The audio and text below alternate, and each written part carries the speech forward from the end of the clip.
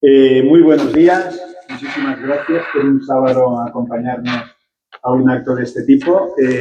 Soy Alex Ramos, el presidente de Sociedad Civil Catalana. La mayoría sois socios, conocidos, pero bueno, puede haber alguna persona que veo aquí de caras nuevas. Bienvenidos y bienvenidas.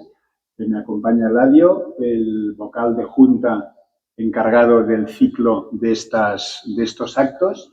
Y bien, deciros que Sociedad Civil Catalana es una entidad cívico-cultural que nos gusta mucho poder presentar este tipo de actos.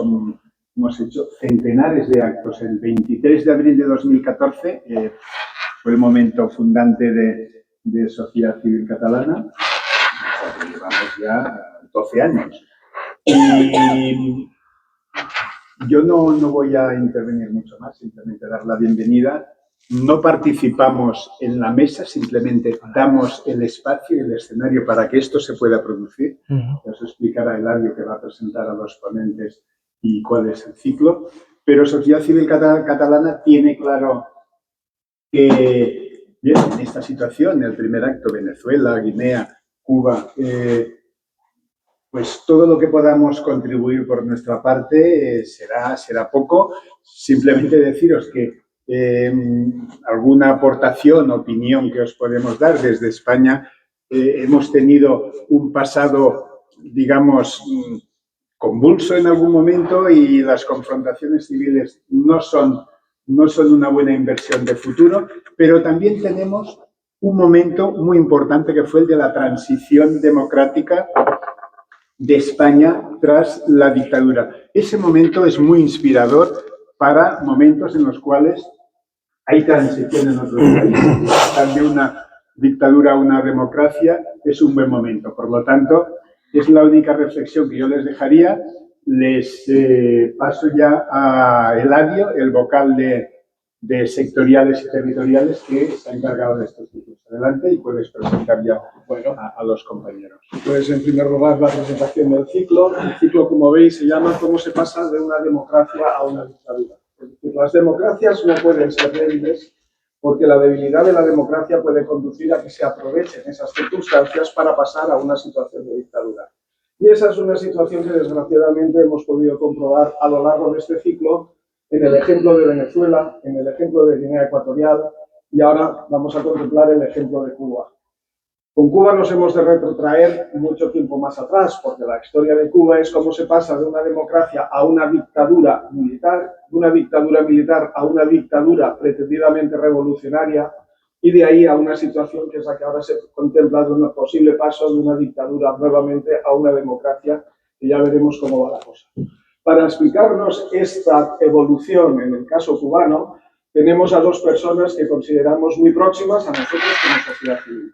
Por un lado está Vicente Escribano, que aparte de socio, es escritor, es una persona conocedora de la situación de la política, de la geopolítica mundial, es una persona que ha trabajado en Naciones Unidas, ha estado en ACNUR y desde esa perspectiva tiene un conocimiento grande de las situaciones que se provocan en muchas partes del mundo y cuáles son los hilos que hay detrás de esa situación.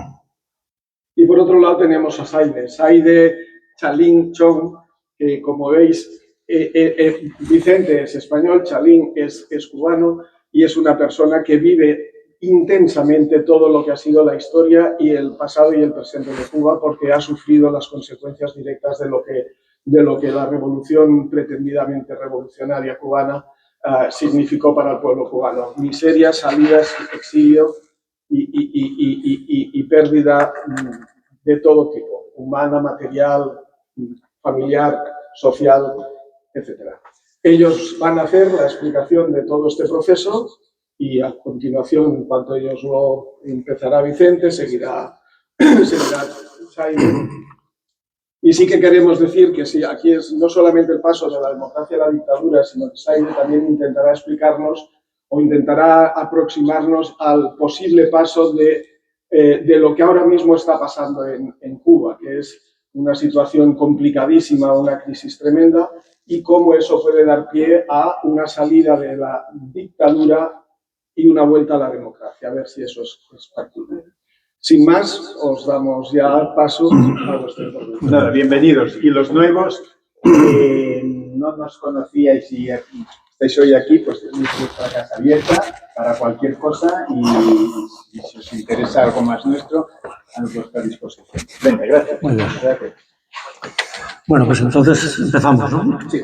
Bueno, muchas gracias sobre todo a Sociedad Civil Catalana por la oportunidad que me da de participar en este coloquio, que achaco a dos motivos. El primero, bueno, ya lo ha mencionado Eladio, que es, bueno, mi trayectoria profesional, donde he tenido que viajar muy extensivamente.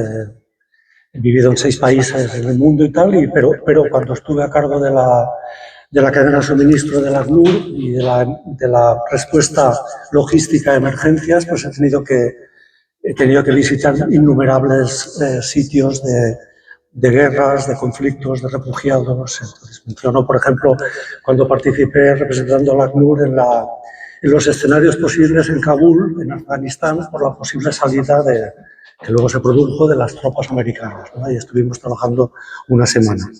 Bien, entonces, desde ese punto de vista, creo que la segunda posibilidad de por qué me han invitado es porque, bueno, soy escritor.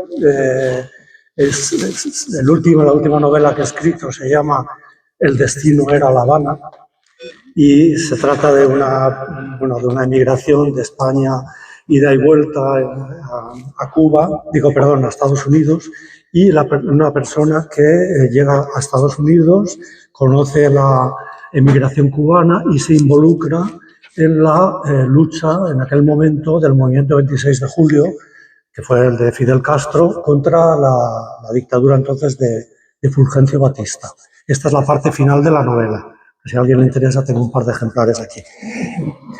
Bueno, entonces, pasando a lo que se trata, que es Cuba, yo lo que voy a hacer es darles unos cuantos datos, unas pinceladas de contexto, para que, bueno, hay cosas que a lo mejor algunas personas pueden desconocer, para situar qué ha pasado con Cuba desde el descubrimiento, desde que Colón llegó a Cuba en el principio del siglo XV, finales del siglo XV, hasta la actualidad, ¿no?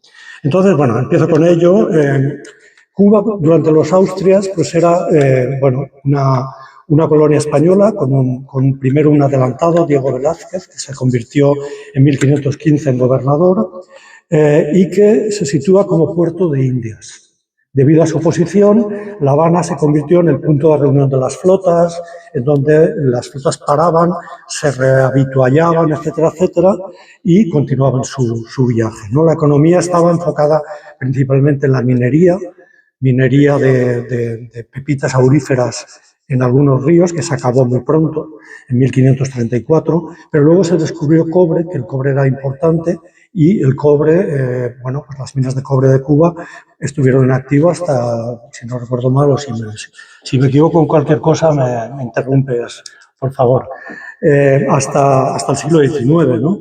Y luego, pues asfalto bituminoso para calafatear, piedra, cal y ganadería. Esa era la base de la economía durante los Austrias, hasta 1700 prácticamente. La sociedad había muy poca gente en la isla.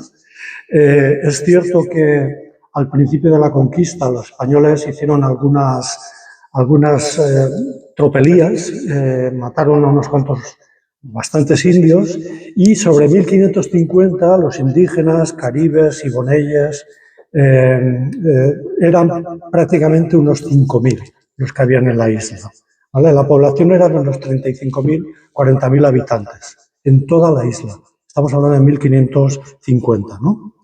Llegan los Borbones, y los Borbones sí que, primero se encuentran una economía, como digo, muy débil, también por los piratas, porque los franceses atacaron La Habana en dos ocasiones durante el siglo XVI. Ellos empiezan a desarrollar, con un criterio un poco más moderno, la economía de la isla. Crean la única institución de educación superior que se creó en La Habana, en Cuba, que fue la Real y Pontificia Universidad de San Jerónimo de La Habana, que luego se secularizó y pasó a llamarse Real y Literaria Universidad de La Habana. Esto es en 1728.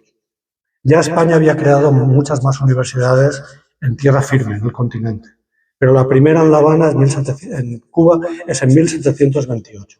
Como digo, los Borbones revitalizan, modernizan la isla, Por ejemplo, la población. En 1771, la población de Cuba era 171.000 habitantes y pasa a 1,8 millones en 1890. Hay un incremento bastante espectacular, ¿no? De esos 1,8 millones de 1890, unos 400.000 son esclavos, bueno, no eran descendientes de esclavos porque la esclavitud se abolió en 1886. Pero unos 400.000, que eran descendientes de unos 800.000 esclavos. Ahora hablaré un poco de la esclavitud porque es algo importante en la historia cubana. De unos 800.000 importados, pero claro, por toda la situación había una enorme mortalidad.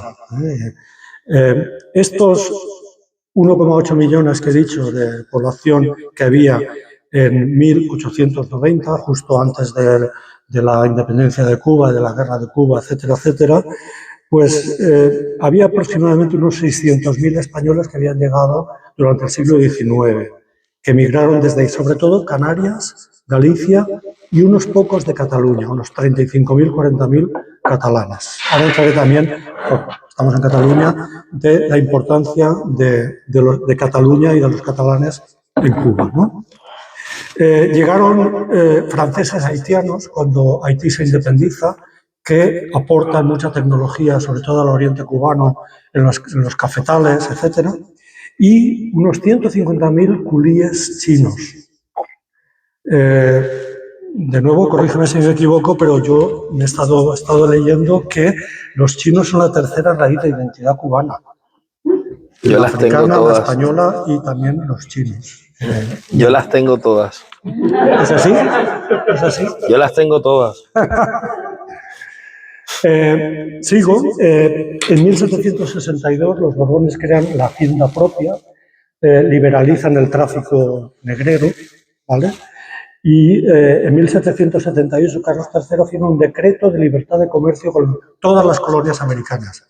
Esto lo hizo para condonar el 70% de la deuda que tenía la monarquía borbónica a cambio de liberalizar el comercio. Esto, claro, esto benefició muchísimo a Cuba, las exportaciones crecen enormemente, el azúcar, por ejemplo, pasa de producción cero en 1760 a 900 millones de toneladas a finales del siglo XIX, y el tabaco pasa de 500.000 toneladas a 6,3 millones para la misma época, a finales del XIX. O sea, hay un incremento importantísimo de la economía agrícola, dijéramos, ¿no? También, por ejemplo, mencionaré que el primer ferrocarril de España se crea en La Habana, no en La Habana, perdón, en Cuba, que es el ferrocarril La Habana-Güemes, en 1837, antes que el de Barcelona-Mataró o Madrid-Aranjuez. La red ferroviaria la ampliaron de manera que en 1898 hay 2.200, es una isla que tiene, pues no sé si son 1.200 kilómetros o 1.300 de largo, tiene 2.245 kilómetros a finales del siglo XIX, más 1.100 kilómetros adicionales que son privados para las plantaciones y los ingenios azucareros. O sea, una red importantísima. Esto supuso un 15% de reducción de ahorro digamos, en la producción del azúcar y favoreció mucho pues, la importación precisamente y la producción de azúcar, ¿no? ¿Cuál es el problema? El problema es que esta economía basada en el azúcar pues estaba muy centrada en un cliente, que eran los Estados Unidos. Los Estados Unidos tenían aproximadamente el 90-95% de la exportación, dijéramos, del azúcar que se producía en Cuba, con lo cual, cuando uno tiene un cliente que tiene el 90% de tu negocio, pues el que manda es el cliente, ¿no? Y así lo hizo en múltiples ocasiones Estados Unidos, pues promoviendo e instalando aranceles, cortando, por ejemplo, comercio, presionando, lo cual hacía que la economía cubana sufriera y fluctuara mucho, ¿no? Bien. Hay otro aspecto en la economía cubana que, en 1855 Cuba producía 1/3 del azúcar mundial, de todo el mundo. sea, era una economía importante. Ahora hablaré un poco del siglo XX, después digamos, de la independencia, que continuó. Ahora daré algunos datos, pero ya a principios o a mediados del siglo XIX producía 1/3 del azúcar mundial. Pero, claro, había una presión fiscal importante. España retraía rentas de impuestos de la economía, de toda la economía cubana, y la renta que se transfiere a España pasa de un 2,7 del PIB cubano al 3,5% entre 1840 y 1870. Y antes de la guerra, antes de la independencia, en 1889, ya era el 6,3%. Se habría una presión importante de retracción, de atracción de rentas por parte de la corona española. Bien, esto lleva a luchas por la independencia, muy brevemente. Hay tres guerras importantes en el siglo XIX, la Guerra de los 10 años, que ocurre, o es la Guerra Grande, que ocurre entre 1868 y 78. Empieza con el famoso llamado Grito de Yara. El abogado y hacendado Céspedes, pues bueno, lo que busca es la independencia basada en la igualdad de todos los hombres, blancos o negros, cubanos o españoles. Propone la independencia, propone abolir la esclavitud y una indemnización gradual a los terratenientes españoles. Pero ¿qué pasa? Los propietarios occidentales, sobre todo, de Matanzas, de Pinar del Río, de La Habana, etcétera, se oponen a esto. La guerra acaba con el Pacto o Paz de Zanjón. Hay unos 100.000 muertos y se habla de unos 250 millones de pesetas de costo de esta guerra de aquel entonces. No he hecho el cálculo de cuánto sería ahora, pero pueden imaginar que sería algunos, quizá cientos o miles de millones de euros, no sé. A continuación viene la Guerra Chiquita, que dura aproximadamente un año solamente, que es, bueno, la gente no se queda contenta, cierta parte de la sociedad cubana no se queda contenta y sigue con la lucha, ¿no? Pero esto dura un año, ¿no? Y luego no llega hasta 1895, cuando los Estados Unidos han puesto aranceles, han roto bueno, hay una situación bastante complicada económicamente, hay mucho malestar y, de nuevo, se crea el conflicto y se crea la guerra que llevó a la independencia en 1898, como todo el mundo sabe, pues con el incidente del Maine, que bueno, se dice que fue creado y que fue creado por los propios Estados Unidos, etcétera, etcétera. Entra España en la guerra. España es una potencia en aquel momento muy debilitada y bueno, finalmente Estados Unidos ofrecieron pagarle a España, comprar Cuba con 30 millones de dólares. España dijo que no, se entró en la guerra, hubo alguna refriega importante y tal, y bueno, y aquí acabó, dijéramos, la etapa española, digamos, presencial en Cuba, ¿no? Mencionaré, porque es interesante, al general Baylor, no sé si han oído hablar, Valeriano Baylor, que bueno, que se distinguió por su crueldad. Se lo envió el gobierno español allí para que parara durante la guerra, esta guerra última, ¿no? Digamos, los disturbios. Y entonces lo que Baylor hizo fue instaurar, pues básicamente lo que llamaríamos, pues es un régimen de terror muy similar al que habían hecho los americanos en su guerra de secesión o la guerra de los Boers en Sudáfrica, que era básicamente tierra quemada, campos de concentración, bueno, pues arrasar terrenos, etcétera, etcétera, ¿no? Se dice que, aquí esto es controvertido, he visto que hay, quizá, bueno, es controvertido, se habla de 300.000 cubanos desplazados y 100.000 muertos, debido a todas las acciones de, bueno, el hambre y las enfermedades, etcétera, etcétera, incluido, ¿no? Es lo que se llamaba las medidas de reconcentración de Baylor, ¿no?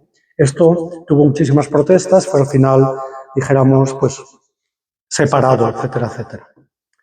Y bueno, voy a hablar solamente ahora de, bueno, los Estados Unidos empiezan entonces el 1 de enero de 1899, se hacen cargo, ocupan Cuba, pero se dan cuenta de que hay descontento, no pueden actuar de la misma manera que actuaron, por ejemplo, en las Filipinas, en Guam o en Puerto Rico, ¿no? Y, bien, lo primero que hacen es asegurar su situación privilegiada en Cuba, ¿no? Rebajan los aranceles a productos estadounidenses, establecen una ley de deslindes y división de haciendas por la cual el Estado se apropia de muchas tierras, las cuales son vendidas a precio de saldo a empresas americanas luego. A través de la ley ferrocarrilera, de ferrocarriles, las inversiones estadounidenses llegan y desplazan a los ingleses. Bueno, se aseguran muchísimo acceso privilegiado a la economía en aquel entonces cubana, ¿no? Pero como digo, el descontento hace que, bueno, que suelten amarras, no sin establecer lo que se llamó la enmienda Platt. La enmienda Platt en 1902 es la que regula las relaciones de Cuba con los Estados Unidos, ¿no? Condiciona el arrendamiento de ciertos servicios. Estados Unidos controla los puertos y las industrias clave. Permite la intervención militar americana si hay amenaza a la seguridad norteamericana. Esto está establecido en la Constitución que se establece por parte de los Estados Unidos con la enmienda Platt esta, ¿no? Restringe las relaciones exteriores, un poco tutela, dijéramos la nueva república, ¿no? Esta enmienda Platt se derogó en gran parte en 1934, siendo presidente Franklin Delano Roosevelt, y fue un alivio para la nación cubana como independiente, ¿no?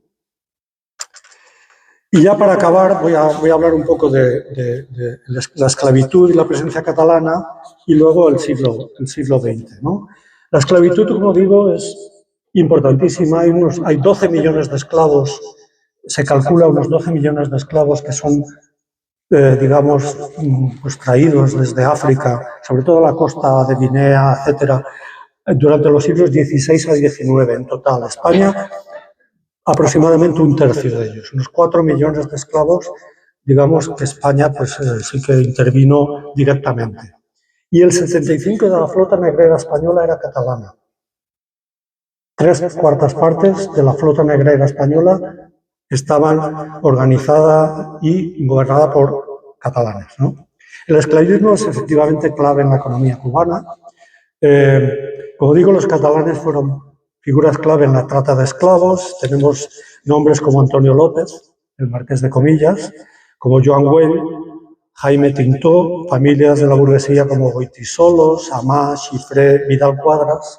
El tatarabuelo de Vidal Cuadras estuvo involucrado en el negocio negrero, o, destacable, el tatarabuelo de Artur Mas, también, Joan Mas Roig, que fue conocido y documentado, pues, propietario de negro. Esto hay que juzgarlo, creo yo, desde en aquel momento la esclavitud era legal. Había mucha controversia. Ya en las Cortes de Cádiz, un diputado español propone la derogación, 1812, de la esclavitud, 1812, y no se abolió hasta 1886. ¿Y quién se opone? Se oponen los cubanos. Los diputados cubanos de las Cortes de Cádiz se oponen por el efecto que tendría en la economía, etcétera, etcétera, ¿no? ¿Cómo se reinvirtió el dinero de la esclavitud? Pues de muchas maneras. Por ejemplo, Antonio López, pues en la Compañía Transatlántica Española, el Palacio Moya en las Ramblas es fruto de esto. Joan Güell fue mecenas de Gaudí, Miguel Viada financió el ferrocarril a Mataró, Vidal Cuadras pues en la banca, innumerables fincas y construcciones, Sitges, Lloret de Mar, modernismo, etcétera, etcétera, ¿no?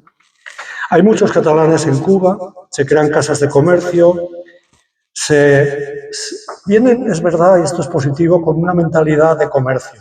Van a trabajar, van a instaurar casas de importación-exportación, se crea en 1840 la Sociedad de Beneficencia de Naturales de Cataluña, hoy el Casal Catalán de La Habana, y hay muchísimos, tengo un montón de nombres aquí que no, por brevedad no voy a nombrar, pero muchísimos que son, pues, por ejemplo, nombraré Partagás, los puros Partagás, es un catalán, Bacardí, el ron Bacardí, etcétera, etcétera, ¿no? Y muchos otros, ¿no?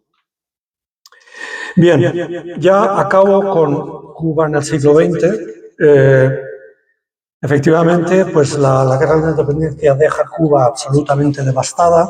La zafra azucarera pasa de 1,1 millones de producción justo antes de la guerra a 260.000 toneladas, o sea, prácticamente se reduce a cero.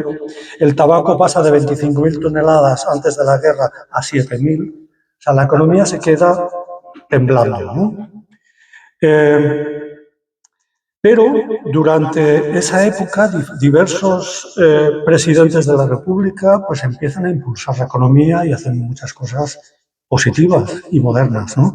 Por ejemplo, nombraré algunos, pues Tomás Estrada, que es el primer presidente del 1902 al 6, impulsa la ganadería y eleva la producción de azúcar y café. El siguiente presidente, José Miguel Gómez, crea granjas escuelas para enseñanza agrícola y modernización de la agricultura, etcétera, etcétera. Crea nuevas instituciones bancarias. Otros presidentes pues, introducen tecnologías industriales. La zafra azucarera sube en 1917 hasta 3 millones ya. Gerardo Machado, de 1925 al 33, estabiliza la industria azucarera, impulsa la creación de fábricas de pintura, papel, zapatos, fósforos, política arancelaria moderna, etcétera, moderniza el país, ejecuta un vasto plan de construcciones.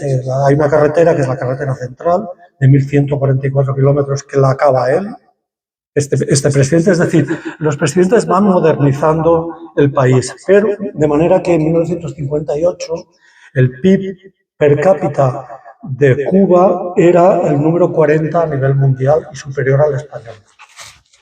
Claro que España en aquel entonces estaba todavía en la posguerra y era un país pues débil, ¿no? Pero bueno, para darnos una idea, el número 40, Cuba, un país pequeño, a nivel mundial, pues no era un moco de pavo, era una cosa, digamos, se estaban haciendo cosas bien, aunque, bueno, por ejemplo, Machado, que lo acabo de nombrar, pues tiene que, con el crack del 29, tiene que afrontar muchísimo desempleo, hay muchos sabotajes, hay muchas trifulcas, hay una huelga que lo saca del poder, ¿no? Y luego hay otros presidentes que tienen que lidiar, y siguen haciendo reformas, tienen que lidiar con mucha corrupción político-administrativa y violencia también. El último presidente antes de Batista es Frío Socarrás, el cual pues tiene que salir y emigrar o exiliarse en Estados Unidos, ¿no? Entra Fulgencio Batista, el cual tiene algunos logros. Se habla de Fulgencio Batista como un dictador, y yo en mi novela pues lo manifiesto así porque, bueno, dio un golpe de Estado, efectivamente, y hay muchísima documentación sobre lo que hizo a nivel de persecución política, ¿no? Pero tuvo algunos logros. Por ejemplo, en 1958, estamos hablando del último año antes de que entrara Castro al poder, dedicó el 23% del PIB a la enseñanza, que era el primer lugar de América Latina. La zafra azucarera del 51-52 fue la mayor lograda hasta esa fecha, 7,2 millones de toneladas, pero claro, como digo, la corrupción y la represión, su alianza con la mafia, bien conocida, americana, pues hace que crezca el descontento durante su mandato. No entraré en muchos detalles aquí, pero bueno, crece el descontento. En el movimiento 26 de julio lo crea Castro y otras personas que eran del Partido Ortodoxo, de una manera muy desastrosa, porque el famoso asalto al cuartel Moncada es un verdadero desastre en preparación. Con decirles que los que llevan los coches para llegar al cuartel Moncada se equivocan y van en contradirección y entonces acaban dando la voz de alarma, disparan antes de tiempo y tal, y los detienen a todos. El famoso Granma, el desembarco del Granma, es un desastre absoluto. Se dan cuenta de que no llevan radio cuando están ya en alta mar. Desembarcan en el sitio equivocado. Bueno, uno no sabe, leyendo todo esto, cómo es posible que el movimiento 26 de julio de Cuba pues llegara a triunfar, ¿no? Pero bueno, así fue, y así lo narro también un poco en mi novela. Y bien, eso nos lleva pues a la etapa castrista, y ya acabo con dos palabras aquí, y le doy la palabra evidentemente a mi contertulio, en donde, bueno, pues hay en la primera etapa en donde Castro se hace con el poder absoluto, ya en 1962, pues con la presidencia de la República, el poder absoluto, empieza la represión. Hay quien habla de que fue una retroalimentación del embargo americano, pero la verdad sea dicha es que eso pues, es una excusa posteriori, ¿no? Porque la represión cubana o castrista en Cuba es verdad que tuvo muchas oportunidades de haberlo hecho de otra manera, como lo han hecho, por cierto, otros regímenes comunistas, como pueden ser Vietnam o China, etcétera, ¿no? En el mundo, ¿no? Eso no lo hicieron, ¿no? Y de aquellos polvos, estos lodos, la situación en la que Cuba está en la actualidad es de un absoluto desastre económico, social y humanitario. Entonces, aquí me callo porque, bueno, dejaré a Saide que hable obviamente de cuál es la situación actual y qué es las posibilidades salidas a esta situación. Gracias.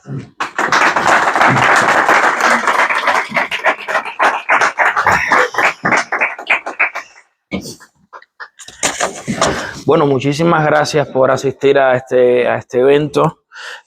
Varias cuestiones que ha dicho mi contertulio con las que no estoy de acuerdo. Cuba no era una colonia, ningún país de Hispanoamérica era una colonia, no existieron colonias en Hispanoamérica, España no se dedicó a ese tipo de cuestiones. Tampoco somos latinoamericanos, latinos son los españoles, los franceses, los portugueses, los italianos y los rumanos, todos aquellos que estuvieron bajo el Imperio Romano. Bien, vamos a entrar en la cuestión de la conferencia. Yo voy a ir un poquito más atrás, al año 33, que fue donde empezó todo, y vamos allá. Bueno, en primer lugar, la pregunta del millón, ¿quién soy yo? Mi nombre es Saide Chalinchón García, tengo un nombre árabe, un apellido chino y un apellido más español, no puede ser García, creo que es el apellido más utilizado en Hispanoamérica, y de todas estas cosas que el amigo explicó me resultan familiares porque tengo el apellido Soler, que es un apellido catalán, también tengo el apellido Drake, porque también hubo un tiempo en que los anglosajones estuvieron en Cuba, y bueno, soy totalmente un hijo de la hispanidad, completamente mezclado, africano, negro, chino, español, un montón de cosas. Pues bien, vamos allá. Bien, hay una cosa que la gente tiene, que son los mitos de las revoluciones. A todo el mundo le encantan las revoluciones. Me dice, uy, la Revolución Francesa, qué linda, de pueblo para el pueblo y no sé qué y no sé cuánto. Entonces yo quiero ir a romper con el mito ese de las revoluciones. Las revoluciones siempre son sangrientas, siempre es muerte, siempre es destrucción, siempre es un montón de cosas. Reconoceréis a este señor que es Robespierre, ¿vale?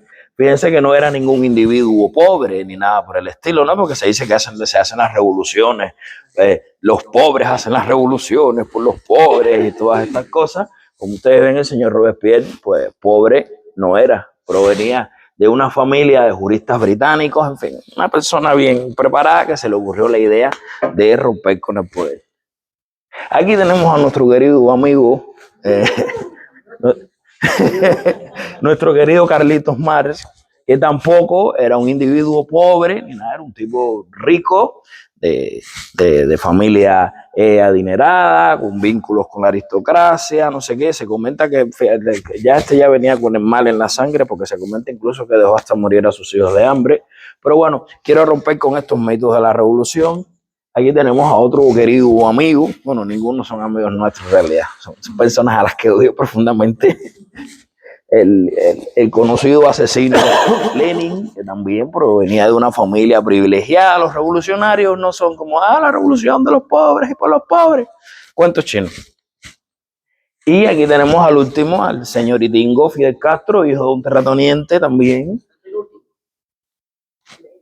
Al penúltimo. No, del último de estos que estoy poniendo aquí. Bueno, sí. Bueno, es que no voy a hablar de Venezuela hoy porque no es el día, pero te entiendo. Bueno, aquí lo vemos, ¿no? Una educación de élite, en los mejores colegios jesuitas, no sé qué. Ninguno era un pobre que hizo la revolución para los humildes y por los humildes. Entonces, tenemos que romper ya con ese mito de que las revoluciones siempre son muerte y son destrucción. Por cierto, una cosa muy importante, lo que se produjo en Cuba fue un movimiento separatista, y Sociedad Civil Catalana es la lucha contra el separatismo. No fue una guerra de independencia ni nada por el estilo. La misma, de hecho, hay una persona que yo aborrezco profundamente, que es José Martí. José Martí me recuerda a, ¿cómo se llama el que nos llama burros? ¿Cómo es el que de aquí que nos llama burros? ¿A quién? ¿A los cubanos? No, bueno, yo también soy español. Torra, José Martí me recuerda mucho a Torra, es lo mismo, ¿sabes?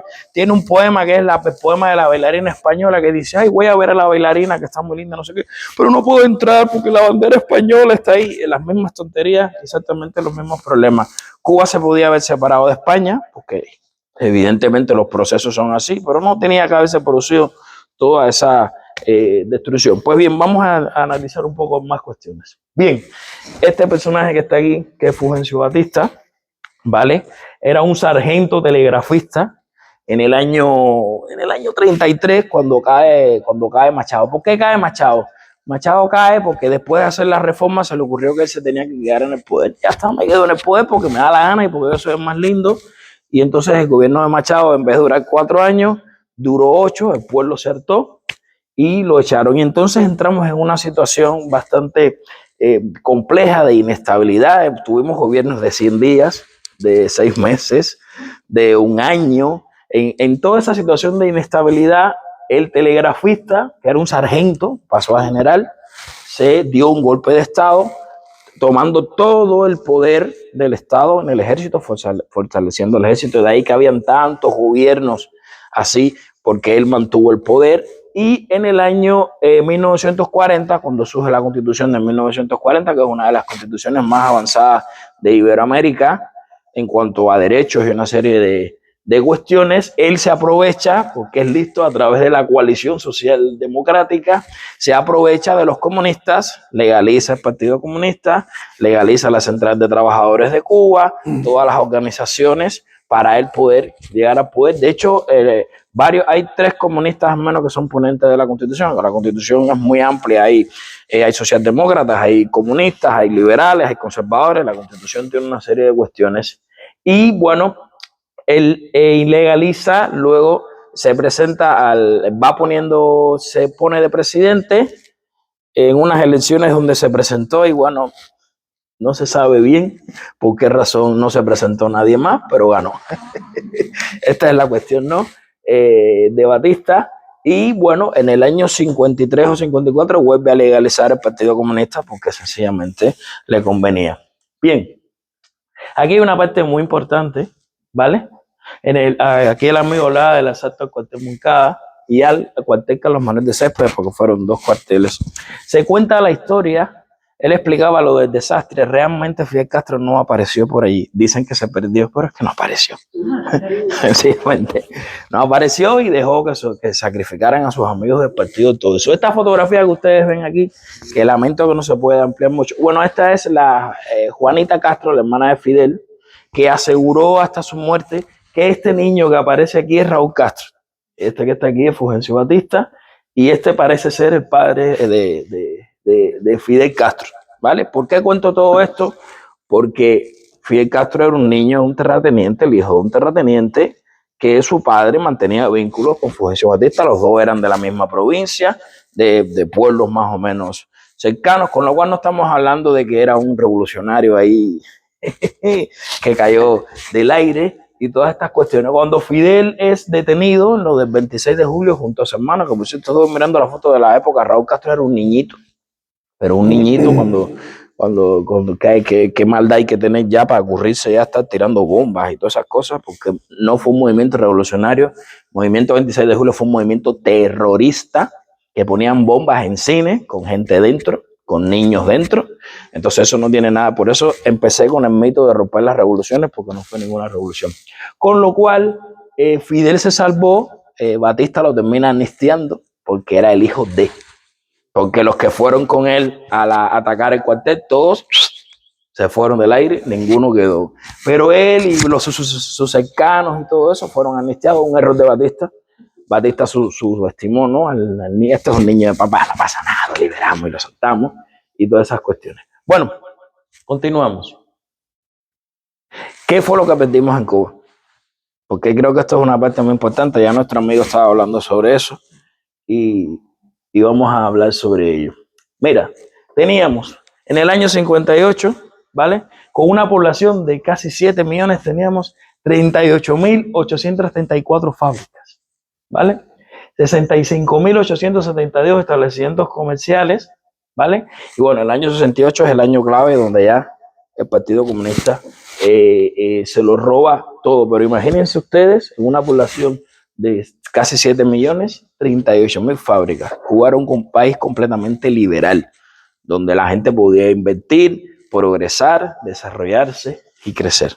Bien, continuamos. Fíjense ustedes, Cuba en Hispanoamérica ocupaba el número 1, ahora que los cubanos están con tantos apagones y tantas cosas, era el número 1 y el 25 a nivel mundial en consumo eléctrico. Esta es la Cuba que perdimos, ¿no? Luego teníamos más o menos 6 millones de cabezas de ganado, o sea que eran casi 7 millones, o sea que tocaba una vaca por persona, más o menos. ¿Vale? Se llegaron a producir en el año 57 960.000 millones de litros de leche. Ahora que las mamás se levantan por las mañanas y miran a la nevera como mirar al vacío porque no tienen leche. Y este es el resultado del comunismo. El comunismo destruye la vida. Bien. Bueno, ya habló nuestro amigo, teníamos una red de carreteras impresionante, la mayor densidad, teníamos un teléfono cada 38.000 habitantes, en aquel momento era algo importante. Hoy todo el mundo tiene un móvil, con lo cual, pero en aquel momento tener líneas telefónicas pues era importante. Continuamos, ¿vale?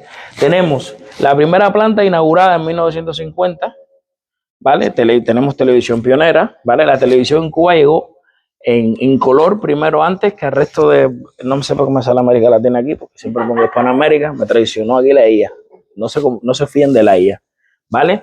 160 emisoras de radio, 158 periódicos, 16 revistas y semanarios, 600 salas de cine, la gente se moría. Yo hace un tiempo estuve en Milano y me fui a la catedral y por ahí por donde está la escala de Milano y todo eso, y ese bulevar que estaba ahí me recordaba de hecho hice un video, me recordaba los bulevares cubanos, cuando en Cuba habían 600 salas de cine, y la mayoría de las salas estaban en La Habana. No, pero fíjense ustedes cómo es el capitalismo, que habían 600 salas de cine y todas funcionaban y todas se llenaban. De esto no queda nada. En Cuba no hay ni cine, en Cuba lo que hay es ruina y destrucción. Bien.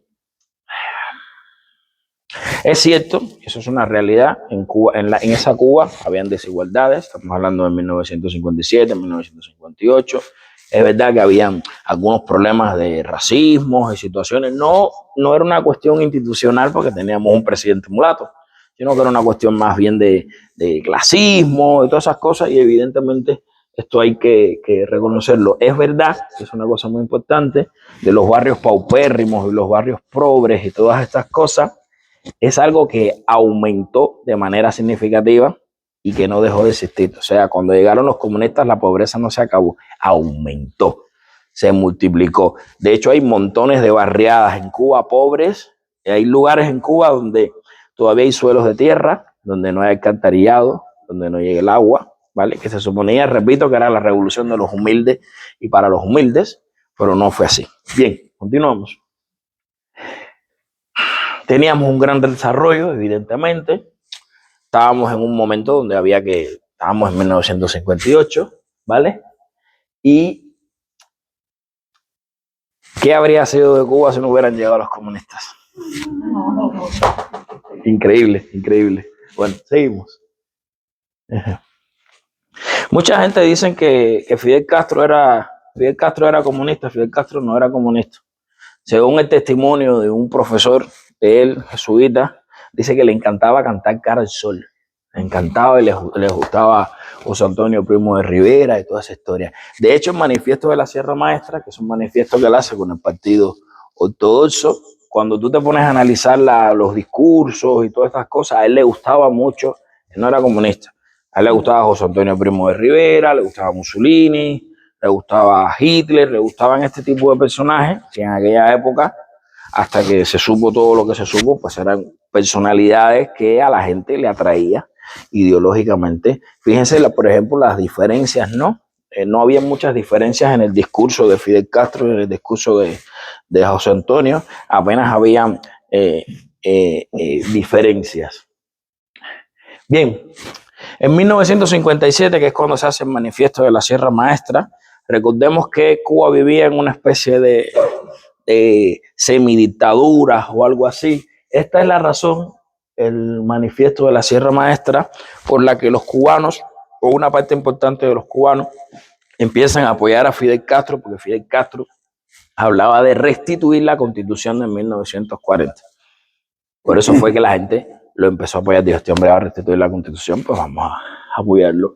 Sin embargo, hay una serie de acontecimientos que se producen, fíjense, en la toma de poder en enero del 59 en la Loma de San Juan, que ahora les voy a poner unos QR para que puedan copiar, ¿vale? Y un momento que es yo creo que este es el momento clave cuando ya sabemos que lo de Cuba, con perdón de la palabra, se jodió. El 7 de enero de 1959. El 7 de enero de 1959, Fidel dictamina una cosa que se llamó la Ley Fundamental. Se suponía que él iba a restituir la Constitución. Pues la Ley Fundamental sirvió para legalizar el asesinato, los juicios sumarios, los fusilamientos. Para eso sirvió la Ley Fundamental. A partir de ese momento, ¿vale? Todo lo que se venía hablando, todo lo que se venía sabiendo, se supo. Hay un libro que les recomiendo que es Contra toda esperanza, de mi amigo el embajador Armando Valladares, que les recomiendo leer, porque es un libro que él fue una de las tantas personas que en su momento creyó en eso y de repente se encontró que se metió 20 años preso en las cárceles cubanas viviendo cosas horribles. Ahí empieza la represión sistemática, el escambray, que ahora os voy a contar qué fue todo esto. El escambray fue un movimiento de resistencia. Cuando los cubanos se dan cuenta que lo que viene es el comunismo, dicen, espérate, nos volvemos a la montaña y vuelve la guerra, ¿vale? El movimiento del escambray técnicamente duró como 5 años o así, aunque quedaron muchos pequeños grupos de resistencia, con lo cual duró muchísimos años. La gente piensa que Fidel Castro llegó y besó el santo, pero le costó casi 20 años poderse instituir en el poder, realmente porque tuvo resistencia.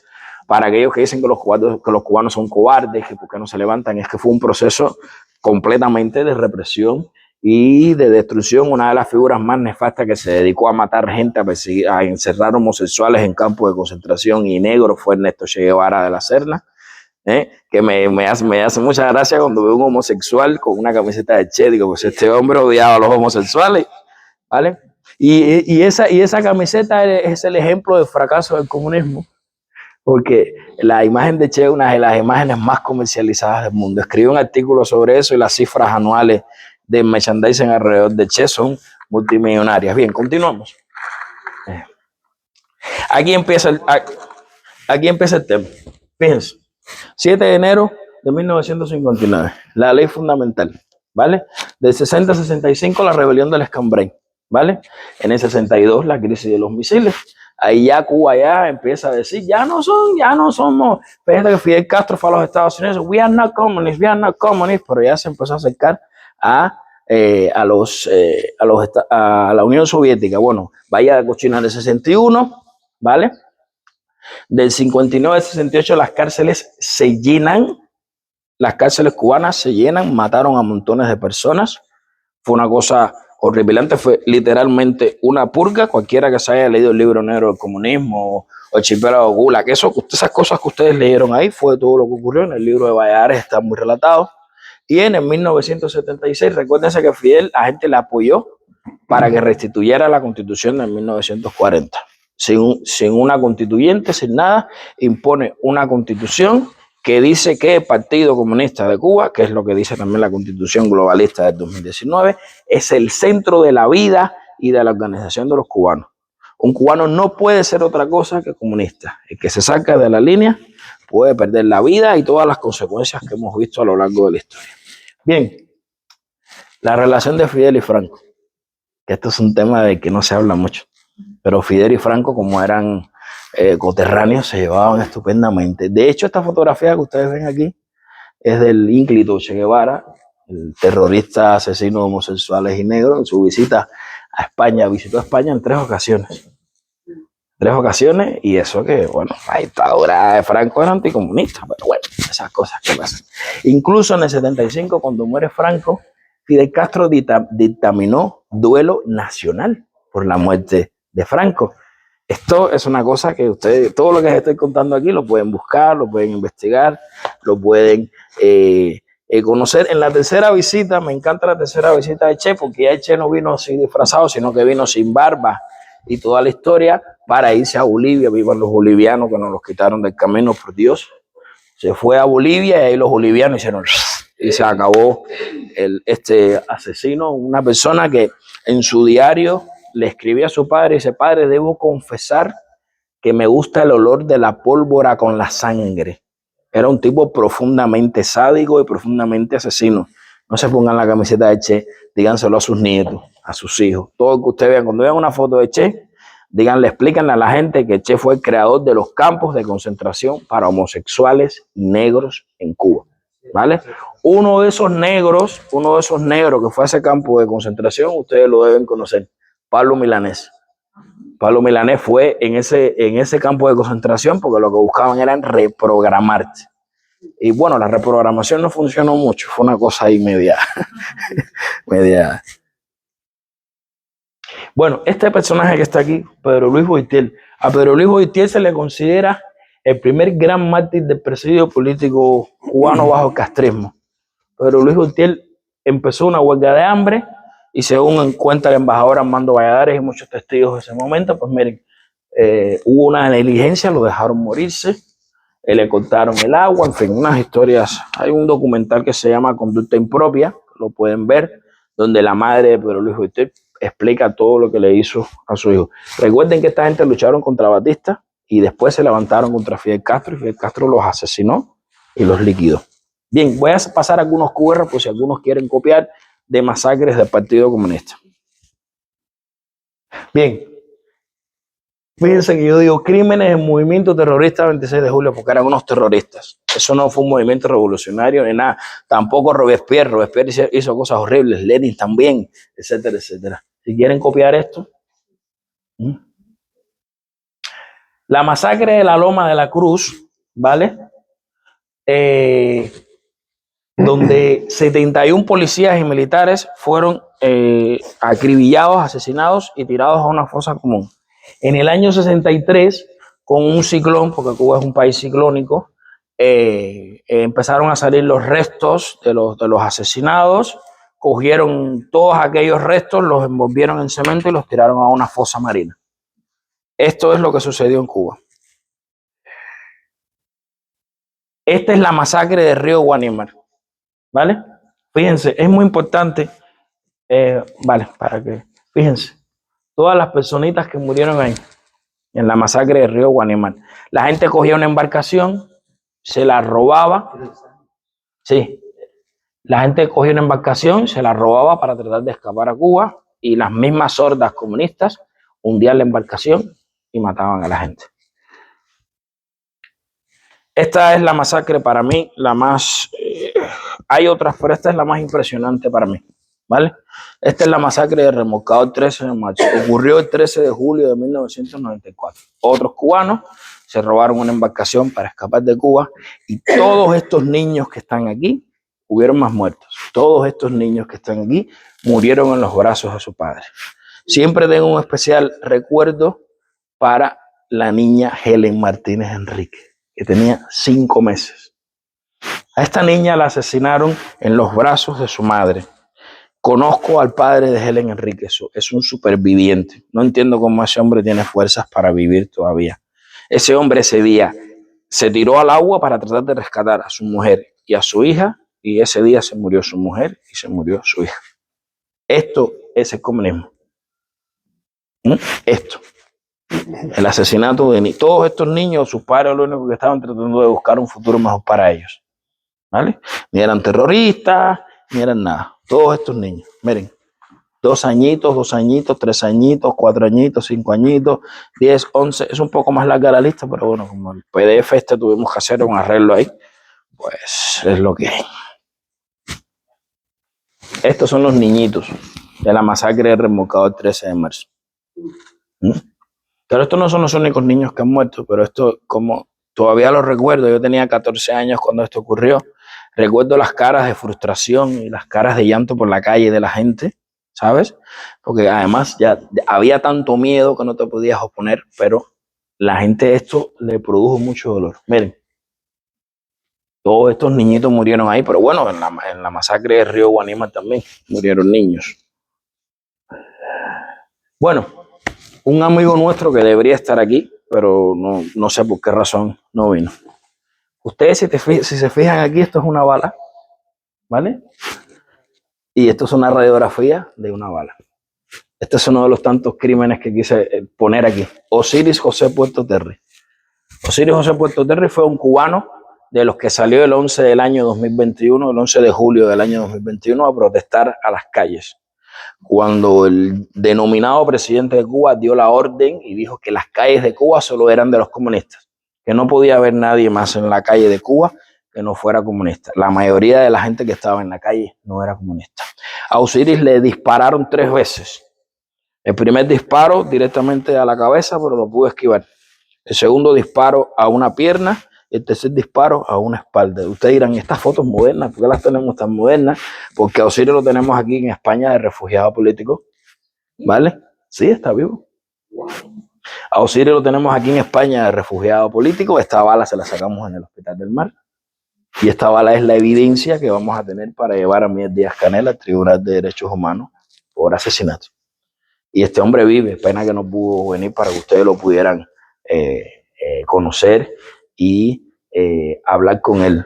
Pero Osiris es una historia. Ayer estaba conversando con una amiga opositora de Suecia, que estábamos conversando de que Osiris es el caso más famoso de los baleados del 11 de julio, junto a otra persona que murió, pero hubieron muchísimos más baleados que no lo han querido contar, que aceptaron su balazo y se fueron a su casa, como que ahora, por ejemplo, en Cuba hay como 1000 y pico de presos políticos, pero que probablemente pueden ser 5000 o 6000 presos políticos, porque mucha gente, cuando los cogieron, han aceptado su condena, no han querido proyectarse, no han querido decir nada. Con lo cual, esto es todo el recorrido de una dictadura que no ha servido para nada, de una revolución que se suponía que era para los humildes y para los pobres y para bla, bla, bla, bla, bla, bla, bla. Y lo único que ha servido es para que Fidel salga en la lista Forbes como uno de los hombres más ricos del mundo, mientras el pueblo se muere de hambre. Continuamos. Bueno, esta es una parte muy importante que ustedes tienen que conocer. Cuando Fidel se dio cuenta de que tenía que extender la revolución por el mundo, como él era un proxy, como le dicen ahora, ¿no? Un puerto de la Unión Soviética, se le ocurrió que tenía que extender la revolución por el mundo y todo empezó con esto. El otro día Federico Jiménez Los Santos me lo recordaba. Dice, Saide, el tema, abro comillas, internacionalista en Cuba empezó en el año 1966 con la tricontinental y se me vuelve a colar América Latina aquí, maldita ella. La tricontinental fue un evento, ¿vale? Donde se reunieron terroristas de todos lugares del mundo, incluso vino gente de Corea del Norte, gente de Ho Chi Minh. Bueno, aquello fue una historia que se produjo en Cuba para extender lo que ellos llamaban la revolución. De hecho, lo que llaman hoy la Internacional Progresista, hay una gran parte que está basada, si estuvo investigado en su página web, en el llamado ideario de Fidel, el ideario internacionalista. Cuba invadió Venezuela en el 63, pero los venezolanos le dijeron, fuera de aquí, ¿vale? Cuba apoyó al movimiento sandinista en Nicaragua. En el gobierno de Allende, que estuvimos el otro día debatiendo sobre eso, estuvimos aquí conversando. Lo que ustedes vieron hoy en Venezuela hace unos días, el 3 de enero, que habían 52 cubanos alrededor de Maduro, fue la misma situación que había con Allende. De ahí fue que los americanos aprendieron. Porque se dice que Allende se suicidó, pero Allende no se suicidó. Allende lo mataron los cubanos. ¿Cómo iban a tratar de matar a Maduro también? Por eso practicaron y se prepararon para neutralizar a todos esos individuos. El embargo, el famoso embargo que la gente le llama bloqueo.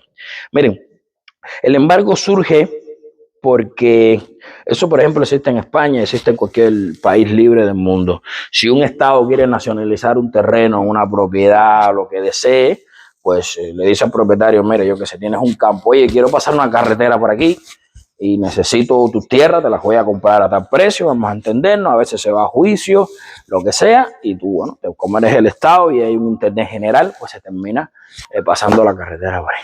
¿Qué pasa con el embargo? ¿Sabes?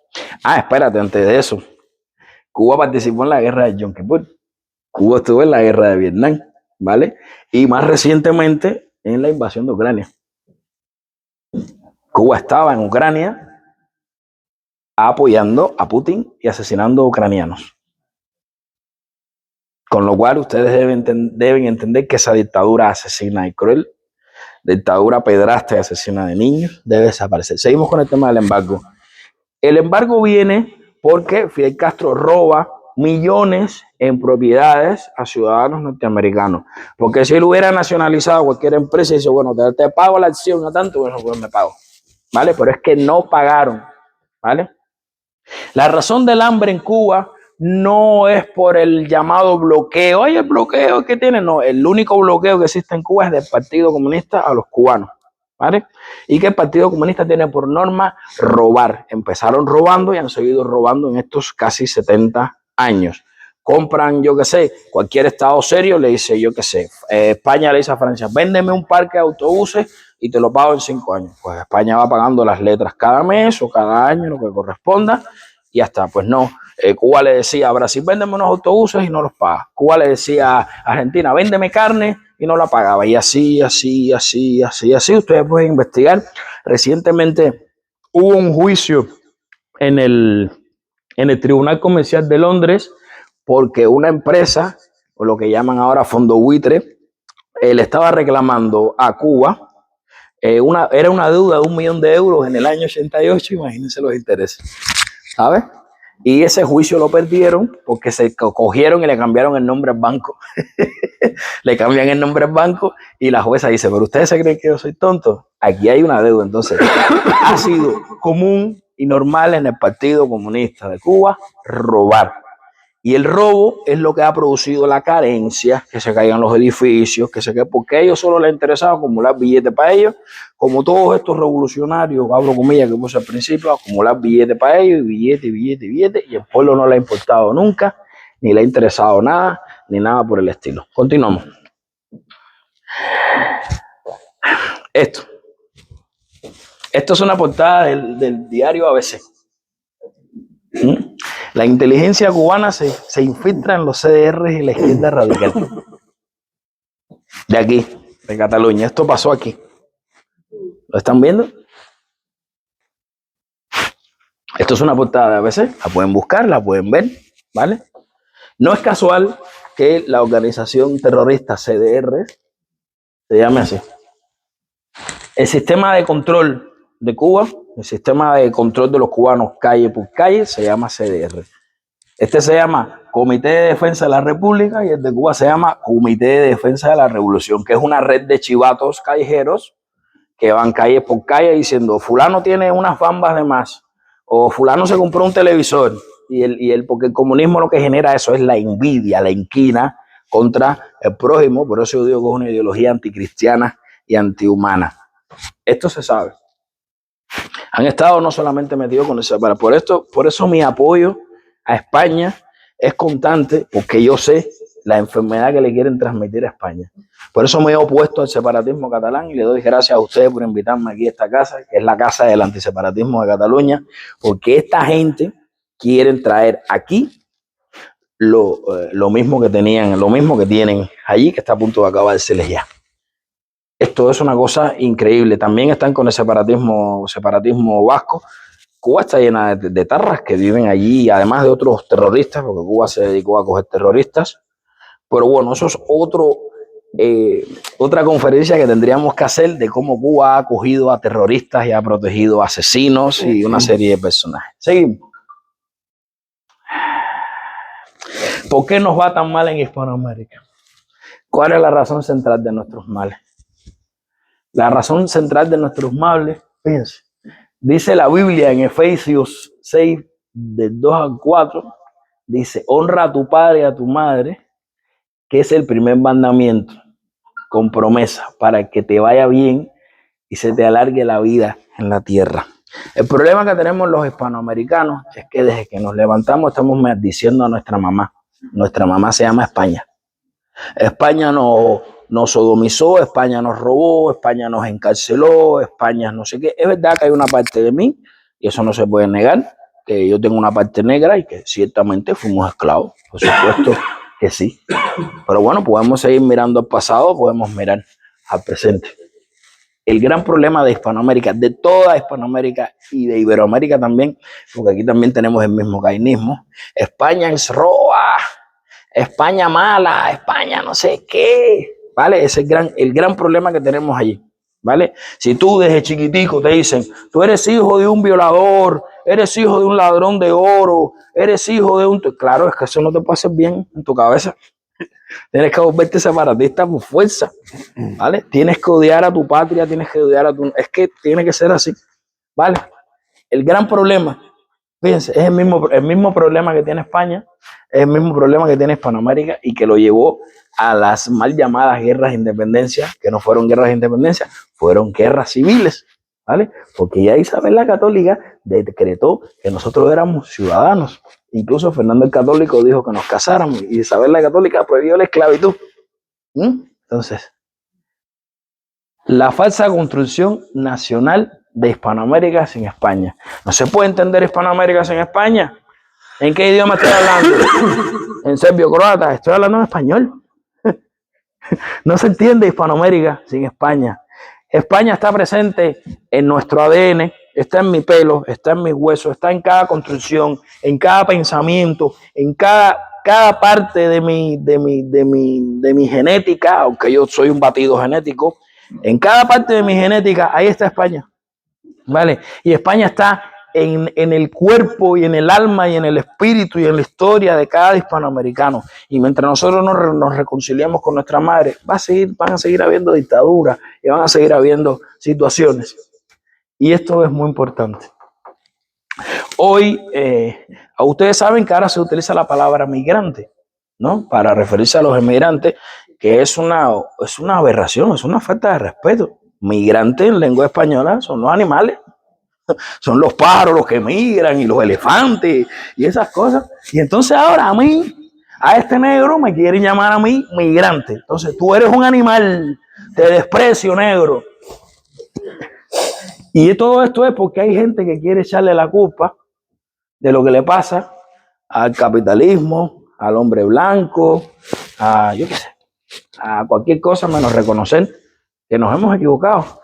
La mal llamada guerra de independencia fue un error. España se iba a separar igualmente de Cuba porque era el proceso normal del siglo XX y se hubieran acabado las cosas de buen rollo. En eso no somos tan pragmáticos como los anglosajones, porque a ellos como les interesa el billete.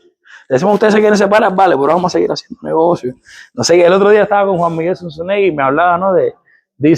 Decían, no sé quién en la guerra también en la guerra civil, también en la guerra civil, y no me refiero a la guerra civil posterior, sino es la separación de Inglaterra y de España. Zunzunegui me decía, estaba hablando con él, que no sé qué militar dijo, tenemos que acabar la guerra esta lo más pronto posible, porque tenemos que volver a hacer negocios y a entendernos. Los anglosajones son, mira, más pragmáticos. Nosotros nosotros venimos del barroco y de la emoción, pues nos duele. De hecho, hay un refrán muy español para representar una pérdida que es más se perdió en Cuba. ¿Sí? Porque nosotros somos así emocionales ahí, ¿sabes? No, entonces es muy importante entender por qué nos pasa esto, que es lo mismo que está pasando aquí en España. Lo que estamos viviendo ahora en España es un intento de fragmentación, de implosión desde dentro de los que odian a España, ¿vale? España es la cosa más grande que ha existido y que existirá, y yo no soy nacionalista, ¿vale? España es lo más maravilloso que le puede haber pasado a los hispanos. No sé dónde estaríamos si hubieran venido los pragmáticos que les gustan más el negocio. Bien, ya estamos casi en el final. 2021, 11 de julio de 2021. El mayor levantamiento popular de la historia de Cuba. No es que no hayan habido otros. Hubo uno en el 94 donde la gente también se levantó. Fidel estaba aterrado. Entonces decía, ahora sí que se acaba esto. Pero como no, a veces uno no está organizado, no sé qué, pues la gente sale espontáneamente a la calle y todas estas cosas. Más de 65 años de partido único, porque eso es lo que quiere el comunismo. El comunismo te dice, la ideología central de tu vida es el comunismo y como te sacas de aquí, está frito. Ayer un individuo Ayer estaba yo en el programa de Castellón, que yo soy tertuliano, y estábamos conversando en el backstage, que nos reímos mucho. Digo, le digo yo a un individuo en Twitter, digo, ¿cuál es el país comunista que es más igualitario y que defiende los derechos humanos? Y me dice el tipo, Corea del Norte. Y le dije, ¿en serio? Dice, sí, Corea del Norte es el país más igualitario. Digo, y tenemos que romper con todos esos mitos. Estamos viviendo una crisis terminal, ¿vale? Cuba ya no aguanta más. Desde luego, Cuba no aguanta más. No, ustedes pueden ver las imágenes en internet, yo no les estoy mintiendo. Cuba no aguanta más. Claro, estamos con construcciones que eran de 1800 o de 1900 que se están cayendo. Mucha gente muere dentro de las viviendas porque las casas se caen y la gente muere dentro. Es una cosa horrible. Lo bueno de todo esto, y le doy las gracias a ustedes por permitirme hacer esta conferencia, es que la cuestión cubana vuelve al tablero. ¿Vale? Tenía ahí bueno, los cubanos están ahí, pobrecitos. Bueno, mira, la cuestión cubana ha vuelto. Hoy tenemos una oposición bastante plural, ¿vale? Aunque yo ideológicamente con algunos no coincido. Pero bueno, es la diversidad ideológica, ¿no?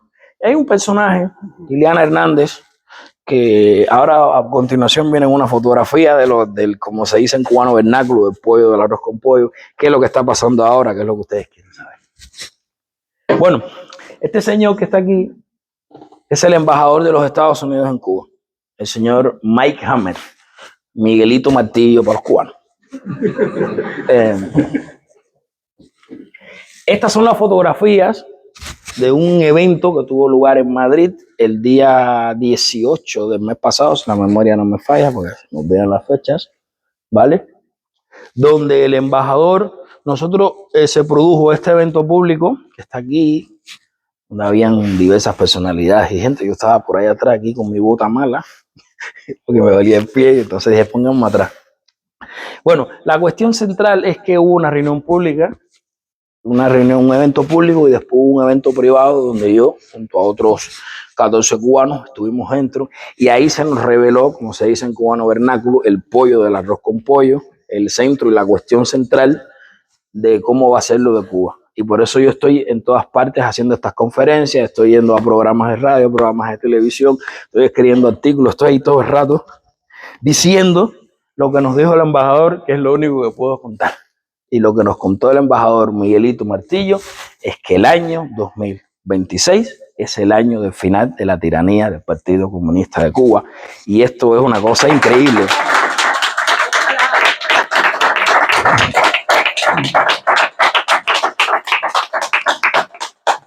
Y por eso yo estoy llevando un mensaje por todas partes para contarles que por fin vamos a poder redignificar a esos niños que murieron.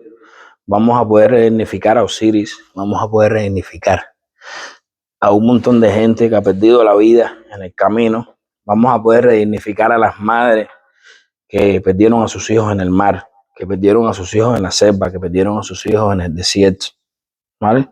Que viven con ese dolor de no saber dónde están sus hijos. Por cierto, los niños del remolcador 13 de marzo, todos esos niños todavía están abajo del mar. Fidel Castro se negó a rescatar los cuerpos de esos niños. ¿No? Todavía están debajo del mar para que diga que el comunismo es bueno y todas esas historias. Seguimos. Y así es como por una serie de cuestiones, por tratar de construir una identidad nacional sin España, algo estúpido. El otro día un cubano me decía, yo soy muy cubano y todo es muy cubano. Digo, a ver, dime qué es cubano. La guayabera es canaria. El tres es cubano, que es un tipo de guitarra, lo trajeron los españoles.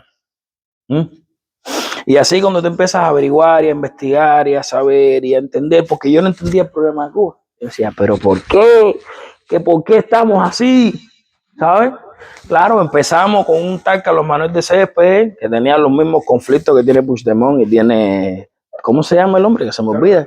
Quintorra. Los mismos conflictos, esas mismas tonterías. Además que evidentemente, ustedes saben que a veces las guerras se dicen que son por ideales y no sé qué y no sé cuánto. Pero el problema es que Carlos Manuel TCP tampoco quería liberar a los esclavos. Pero bueno, digo, vamos a hacer este teatro aquí para, que es la misma razón de la Guerra Civil Norteamericana. Unos que querían seguir esclavizando y otros que no querían esclavizar, pero era una libertad entre comillas. Porque lamentablemente el mundo es así. Entonces, necesitamos entender los 600 millones de hispanohablantes del mundo. Aquí están nuestros hermanos de Guinea Ecuatorial, a los que yo quiero y estimo muchísimo. Necesitamos entender los 600 millones de hispanos para que no nos pase más esto, ¿vale? Para crear leyes más fuertes, para que no se levanten ni Puigdemones, ni Torras, ni individuos estos que no se levanten, que ni siquiera puedan llegar a presidir un lugar, ni a nada. Tenemos que entender que nuestra mamá es España, ¿vale? Y que tenemos que honrar a nuestra madre, porque nuestra madre hizo muchísimo por nosotros, ¿vale? En comparación con otras potencias de la época. España nos quiso, España nos quiere, España nos ama, España es mi casa, es la casa de muchos hispanos. Tenemos que combatir el nacionalismo con todas nuestras fuerzas. Por eso me encanta estar aquí, porque esta es la casa de la guerra contra el nacionalismo. El nacionalismo es una enfermedad maligna. Es la enfermedad que destruyó Europa y la llevó a una primera y una segunda guerra mundial. Y el nacionalismo es lo que ha destruido Hispanoamérica. ¿Vale? El nacionalismo es lo que hizo que destruyeran a los indígenas. Porque no fueron los españoles, fueron los criollos que se quedaron, fueron los que jodieron a los indígenas, los que jodieron a los negros. Los negros y los indígenas en Hispanoamérica siguen siendo parias. España se fue hace 200 años, y si España se fue hace 200 años, entonces no es culpa de España. Esos indígenas, esos negros están jodidos por los que se quedaron y por los que se fracasaron, y entonces se buscaron crearse una identidad nacional donde el odio a España era el centro. Muchas gracias.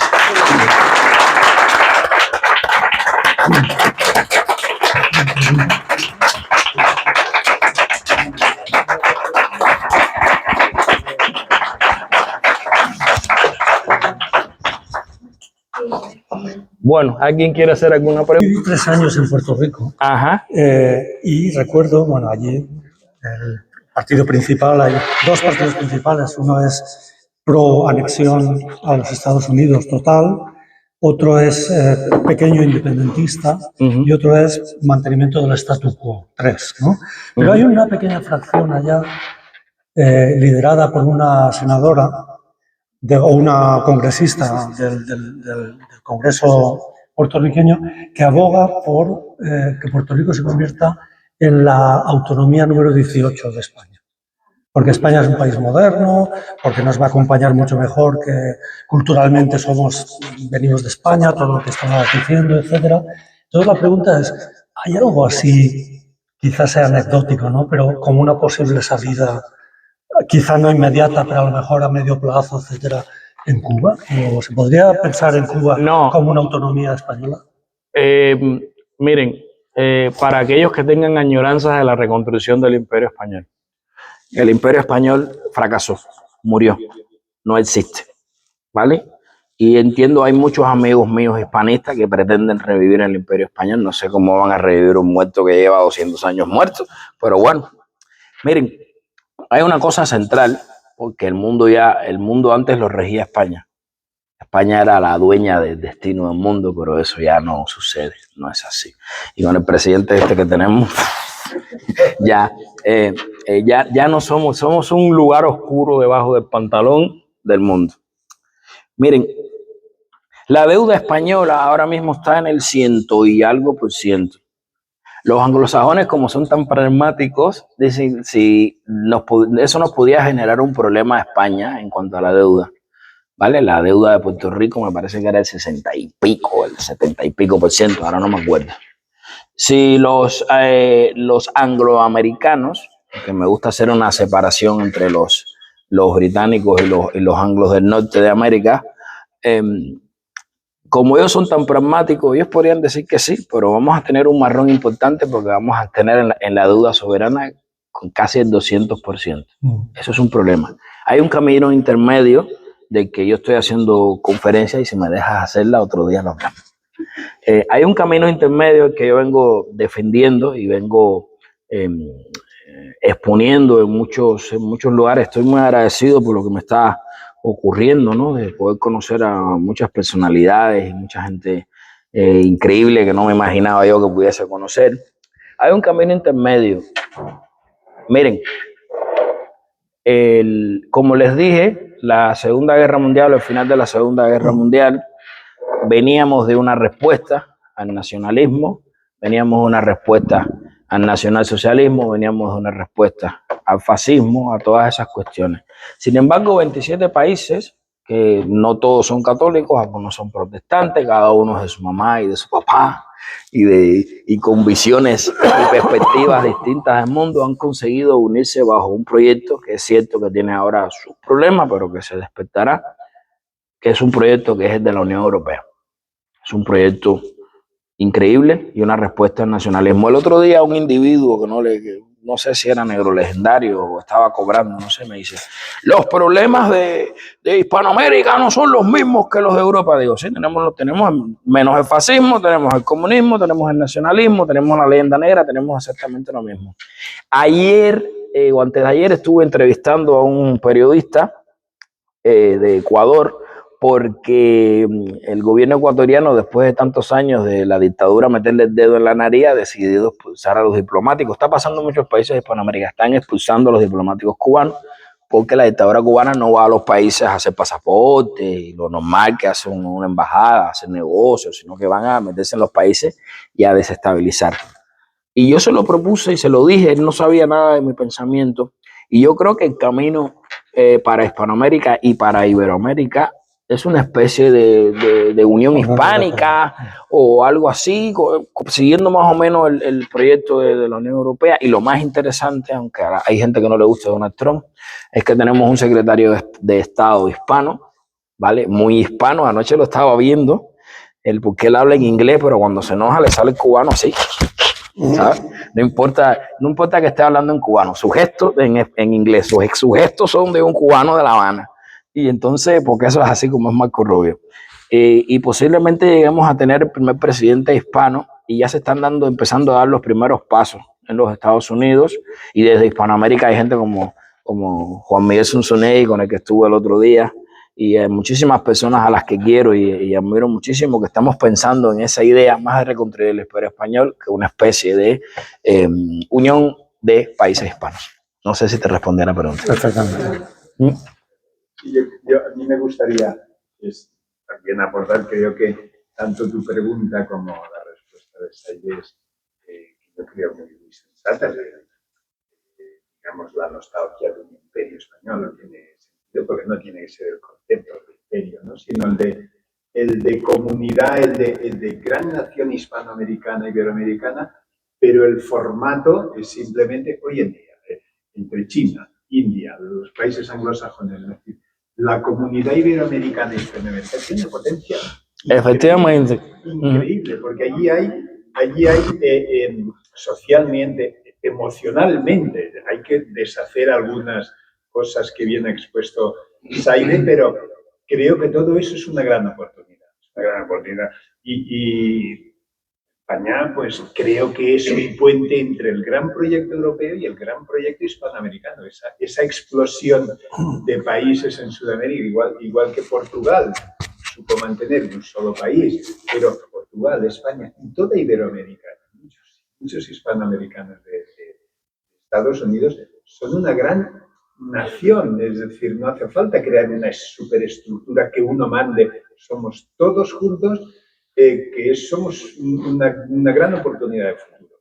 Ahora, nosotros desde aquí estamos trabajando por el tema catalán, es decir, en esta Iberia hemos tenido muchas confrontaciones, y por eso decía que para Cuba, es decir, estamos abriendo aquí otras conferencias muy interesantes, pero creo que en Cuba y cualquier país sudamericano, panamericano o iberoamericano, la transición española fue un proyecto muy interesante y un buen ejemplo.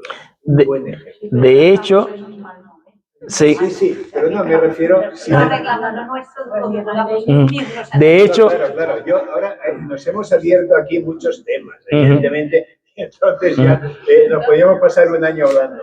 Mira, de hecho, en ese sentido, el secretario de Estado de los Estados Unidos, Marco Rubio, aunque no es el ejemplo adecuado, pues recordemos que aquí habían dos bandos, ¿vale? Y en Cuba solo hay un bando de represores, entonces te vas a reconciliar con tus asesinos, está complicado, ¿no? ¿Sabes? Pero el propio Marco Rubio le ha puesto encima de la mesa, además de una cosa muy curiosa que le dijo a todos los europeos, los cowboys son españoles. Eso lo dijo. Los cowboys son españoles.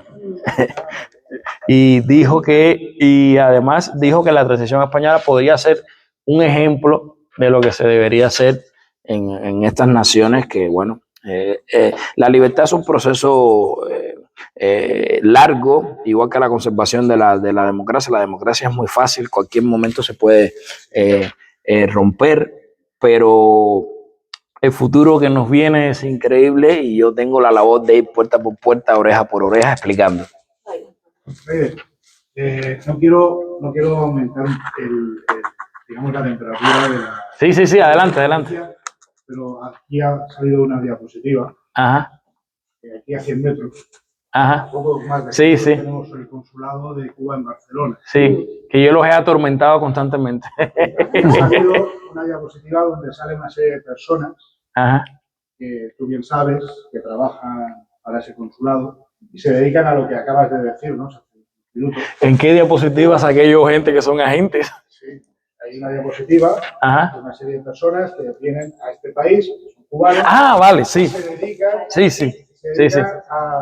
a estar introduciéndose en movimientos, pues, secesionistas. Sí. Como la CUP, por ejemplo. Sí, la CUP, que son yo les llamo los mayordomos del consulado. Yo creo que le deben hacer la colada, todos se lo hacen allí, porque siempre están allí. La pregunta es, ¿esto cómo el Estado permite, sabiendo que estas personas están ahí, que viven y residen aquí, que se dedican, como bien has dicho, a chivatear, que hacen muchos cubanos? Porque aquí no hay ningún cubano que yo sepa ahora mismo, yo no he visto que hayan venido muchos cubanos y muchos cubanos sabían que esto se iba a hacer. Que esta conferencia se iba a dar. Y en muchas manifestaciones que se hacen ahí en contra del régimen, muchos cubanos... Yo he sido el cabecilla muchos años. Vienen con miedo. Esa es la primera pregunta que te quiero hacer. ¿Cómo es posible que el Estado español permita que haya servicios de inteligencia que trabajan para Cuba y vienen a desestabilizar, en concreto, a Cataluña? Bueno, déjame que te cuente. Esa es la primera que te quería hacer. Sí, espérate, ahora viene la segunda, te cuento rápidamente. De un tiempo a esta parte se está produciendo, nadie estaba prestando atención a esto, ¿vale? Nadie creyó que pudiese ser tan potente o tan influyente como parecía, ¿vale? De un tiempo a esta parte hay una serie de autoridades muy potentes que se han dado cuenta del tema y están trabajando en ello. Te digo de hace 6 meses atrás, ¿vale? Las autoridades con las que me senté, esto mismo. ¿Por qué ustedes permiten esto? Ah, no sabíamos. No, ¿cómo que no sabían? Pero se supone que ustedes conocen nuestra vida de milagro, como que no sabían. ¿Sabes? Y hay gente que están trabajando. De hecho, hace 2 días me dijeron, oye, porque aquí entra mucha gente. Aquí entra gente a sacar dinero, a montones de historias. De hecho, hay una red de asociaciones. Ese que está ahí es el cabecilla que saqué en la portada del ABC, que es una red de asociaciones que se dedican a robar fondos públicos a través de las subvenciones y todas estas cosas. Lo que pasa es que, claro, como hay relajo en la casa y la casa está desordenada, pues, ¿sabes? También como la influencia de Rusia. Mira, el peligro más grande que tenemos ahora mismo aquí en Barcelona, que yo he hecho grandes investigaciones acerca del tema, no es Cuba, es el Partido Comunista Chino. ¿Sabes? Ese es el peligro más grande que tenemos ahora mismo. ¿Sabes? Que están metidísimos, pero metidísimos con lo que ellos llaman el poder blando. El puerto de Barcelona, por ejemplo. Ustedes sabían que el puerto de Barcelona está controlado por un sistema operativo. El sistema operativo de las cargas y todo eso es un sistema operativo del Partido Comunista Chino. Eso es un peligro. Por eso es que no quieren a Pedro Sánchez en las reuniones de Ucrania ni en ningún sitio. Además, le hemos entregado ahora las escuchas del CNI al Partido Comunista Chino. Le hemos entregado la Moncloa, Renfe, todo eso se lo hemos entregado al Partido Comunista Chino y a su tecnología maligna. Con lo cual, claro, lo de Cuba les parecía, bueno, ahí los cubanos están reunidos, están haciendo ahí porque ellos juegan en la línea, ¿no? Yo estoy haciendo un acto democrático, mis ideas, no sé qué, pero en resumen, se está trabajando para frenar eso. ¿Qué más? La segunda pregunta, ¿qué piensas sobre el viaje reciente de Pablo Iglesias en La Habana y todo lo que se ha visto por las redes sociales? Ya estás respondiendo, pero esto también es bastante grave, ¿no? Que este señor se vaya a La Habana a darse un paseo. Y en una serie de vídeos, en un hotel de 5 estrellas, etcétera, etcétera, etcétera. Bueno, esta es la prueba viviente de que Cuba yo no le llamo Cuba, para ellos Cuba se llama Cubaland, como una especie de parque temático, como el que va al zoológico a ver monos y ver elefantes y leones y esas cosas, pues la gente va a ver negros pobres y gente pobre en Cuba. Hay una foto por ahí que van en un autobús, ¿sabes? Todas las ruinas, fotografiando las ruinas, porque a ellos les parece increíble. Esto no es más que una evidencia más de que lo de Cuba se acaba. Mira, lo que se está produciendo ahora entre Cuba y los Estados Unidos, que no hable del tema, no son unas negociaciones, son unas capitulaciones. Y tú sabrás lo que son unas capitulaciones, ¿vale? Entonces, las capitulaciones, nosotros entendemos y especulamos que le han pedido, oye, déjenos hacer nuestro último show comunista, y han venido todos los comunistas del mundo, ¿sabes? Como dice la canción venezolana, ¿dónde está China? ¿Dónde está Rusia? ¿Por qué no actuaron? ¿Cuál es la excusa? ¿Sabes? Pues esto es lo mismo, la China ahí diciendo 4 palabras, Rusia diciendo 4 palabras, el acto comunista ahí en Cuba, no sé qué, haciendo bailar a los niños como monos, porque esto fue lo que sucedió. Tenían a niños bailando como monos, le daban galletitas para que bailaran como un mono, ¿vale? No estoy seguro si ese niño era blanco o era negro, ¿sabes? Seguramente que era un niño negrito, como más mono todavía, y más odioso y más destructivo todo, ¿sabes? Pero estos son los últimos, sí iba a emplear esa frase, pero estaba dudando sí, porque es que hay tantas palabras en español que, sí, los últimos extractores, las últimas patadas de ahogado, están, mira, en los 3 pasos del duelo, que tú sabes que es la negación, la negociación y la aceptación, ¿vale? Ahora estamos, cuando Canel ha tenido que aceptar, porque a Díaz-Canel, la familia teocrática, yo le llamo familia teocrática a la familia Castro, porque la gente en Cuba cambió el cuadro del Sagrado Corazón de Jesús por un cuadro de Che, o por un cuadro de Fidel, con cual para mí es una familia teocrática. La familia teocrática ha obligado a Miguel Díaz-Canel a reconocer que estamos negociando. No, usted perdió. El día 3 de enero del 2026, usted perdió porque nosotros entramos en un país y nosotros nada más que sabemos la punta del iceberg de la situación.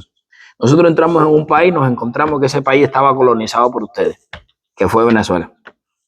Con lo cual, estos son los últimos, el año 2026, se lo aseguro, va a ser el año del final de la dictadura cubana. Este año no podrán viajar a Cuba, pero el año que viene podrán viajar a una Cuba libre. Vamos a viajar nosotros. Volver alguna vez. Te hago una pregunta. 2. Milagro, yo soy de Venezuela. Milagritos. Cuando te oigo hablar, ¿verdad? Ajá. Me retrotraigo a la situación venezolana exactamente. Ajá. Cuando nos copiamos el sistema cubano. Mejorado. Sí, para implantarlo en Venezuela es exactamente lo mismo, ¿no? Ahora bien, nosotros este año comenzamos ya con un sistema, digamos, de tutelaje, ¿verdad? Ajá. Por parte de los Estados Unidos con la extracción del dictador. Ajá. Yo me pregunto, en Cuba, ¿cómo se haría esa transición en el caso de que se dé? Porque evidentemente también va a ser, digamos, tutelada por los Estados Unidos en vista de lo que ya tú has adelantado, que han tenido conversaciones y partiendo del hecho de que Marco Rubio, ¿verdad? Espero sea el próximo presidente de los Estados Unidos. Amén. Es su descendencia cubana y para él es un reto también, ¿verdad? Lograr la democracia en Cuba. ¿Cómo sería ese proceso? Porque bueno, mira, ¿no? yo lo que dije cuando Jiménez Los Santos me inventó su programa y lo sigo manteniendo, el cómo será dependerá mucho del Partido Comunista. Va a ser por las buenas o por las malas. ¿vale? El proceso yo no te lo puedo detallar porque, como dijo anoche Marco Rubio, muy enojado, todo el que esté hablando no está en el tablero, y es verdad. Los detalles de cómo va a ser, yo no lo sé, ¿vale? Yo no sé si van a poner a Marco Rubio de presidente o van a poner al embajador a llevar el país. Desde luego, todo lo que parece indicar es que vamos a tener tutela y yo voy a estar encantadísimo de que tengamos tutela. Por mucha experiencia que yo tenga en el exterior y mucho tengamos experiencia en el exterior, vamos a tener que lidiar con la realidad, que no es la teoría de aquí de la mente, sino la realidad de un pueblo que lo primero que hay que hacer es redignificarlo, ¿vale? Algo tan elemental como que los cubanos necesitan tener 3 comidas al día, poderse bañar, tener un poquito de leche y que la mamá por la tarde pueda sentar al niño a eso que hacemos aquí, que es tan normal. Voy a poner al niño a ver un momentico los dibujos animados mientras cocino y no sé qué. Hay que redignificar a los cubanos. Hay que hacer con Osiris. Oye, ¿por qué esto se ha movido tanto así? No me había dado cuenta. Bueno, da igual, lo ponemos para arriba. ¿Qué te iba a decir? Osiris, por ejemplo, es una persona que hay que redignificar. Osiris tiene una invalidez total y claro, tenía que venir aquí a España y ponerse a trabajar, ¿vale? Porque lo balearon y toda la historia. Déjame seguir subiendo porque aquí... Ya, desconéctalo ya. No, para que se quede ¿cómo se llama? Eso principal. Ya está. Qué lindos todos. Bien, entonces yo no sé cómo va a ser el tutelaje vamos a tener. ¿Cuánto va a durar el tutelaje? A Cuba hay que reconstruir. En Cuba hay que hacer desde el alcantarillado hasta la antena. Todo hay que hacerlo, ¿vale? A mí hay una imagen de tu país que me ha emocionado mucho, que vi el video y últimamente estoy muy lagrimoso. Digo, coño, qué lindo, qué cosa más linda que han vuelto a encender un central azucarero. ¿Sabes? Entonces, eso. Tenemos que encender los centrales azucareros, las centrales eléctricas que vuelvan a funcionar, las granjas que vuelvan a dar huevos, las vacas que vuelvan a dar leche, todas esas cuestiones. Y después nos planteamos si va a haber el partido de las croquetas, el partido de los uniatos o lo que corresponda. Sí. Bueno, muchas gracias a los dos, me ha parecido súper interesante todo lo que habéis contado. Y tengo 2 preguntas, pero yo es verdad que me estoy yendo un poco al inicio de la revolución, ¿no? La primera era relacionada con lo que has dicho, Vicente, que era sobre la alfabetización, que me sorprende porque como que se le dio mucho bombo internacionalmente a Fidel, como que hizo el año de la alfabetización, ¿no? Que en un año no había ningún niño cubano, ¿no? Y como has comentado, ¿no? Que fue previo que Batista puso ese esfuerzo del PIB, ¿no? ¿Qué ha pasado aquí, ¿no? En el relato, ¿no? Eso por un lado que, bueno, me ha sorprendido este dato. Y por otro, claro, el inicio de la revolución sí que tuvo también como mucha fascinación, ¿no? Y fue muy apoyado por gran parte de la sociedad, ¿no? Lo que tú decías, no era un tema comunista, ¿no? Al inicio. Y claro, la gente no creyó que fuera por... Claro, entonces, ¿qué figura se destacaría como que realmente, o sea, qué había de ideal real en ese cambio, ¿no? Contra Batista? ¿Quién sería una figura, claramente, si no es el Che? Porque realmente, aunque él dijera, me voy a otras sierras, ¿no? Como de idealista y tal, y no lo era, impartió el terror. ¿Había realmente alguna figura idealista? ¿Había algún valor allí, alguien que luchara por unos ideales realmente para el bien común del pueblo cubano? Tú primero. Bueno, te voy a dar un par de datos más, que al hilo de lo que decíamos, ¿no? En mitad de los años 50, la tasa de mortalidad infantil en Cuba era 33 decesos por cada 1000 nacimientos. En Europa era 32. O sea que estaban a nivel europeo, ¿vale? La esperanza de vida al nacer, que es otro indicador importante para los países, era de 64 años en aquel entonces. Por encima del promedio de 50 años alcanzaron el resto de Hispanoamérica, ¿vale? En Europa era 71, 64 contra 71. Doctores por 10.000 personas, tanto se ha hablado, y es verdad, yo creo que hay una parte de verdad, de que el desarrollo de que hizo la Revolución Cubana, dijéramos, de la sanidad y la exportación de médicos y tal.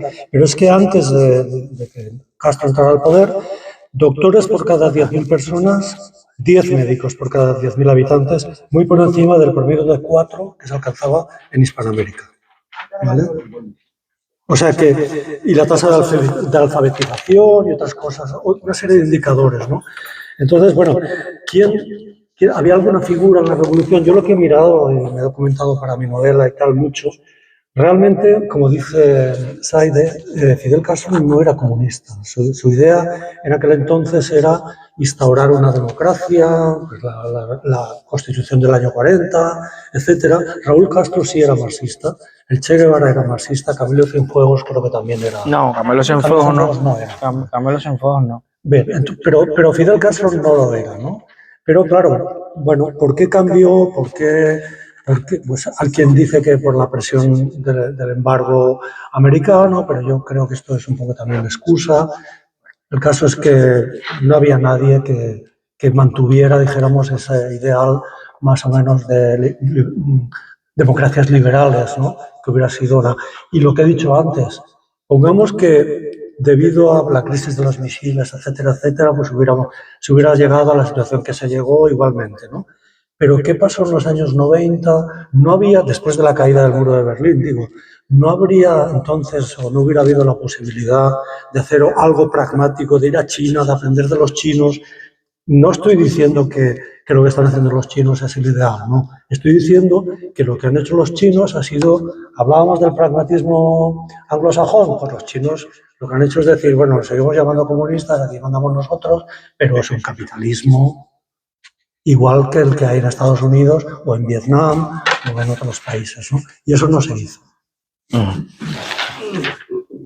¿Cuál era la pregunta, perdón? Sí, no, que realmente ellos transmitieron, o el mensaje que se transmitió en aquel momento era un mensaje de unos ideales, ¿no? De vamos a quitarnos de un dictador, vamos a reducir las desigualdades, que no haya gente con hambre, ¿no? Mientras que en La Habana pues había muchos casinos, bueno, ¿no? Había también, ¿no? Ese contraste. O sea, Muchos cabarets. Y muchos cabarets. Entonces había, digamos, que había un motivo de fondo con un buen, ¿no?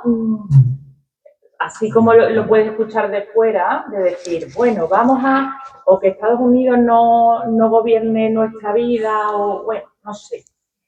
Es decir, algún fondo positivo en ese momento germinal que no tiene nada que ver con el ahora, ¿no? Y lo que realmente ha sido, ¿no? De todo lo que has comentado.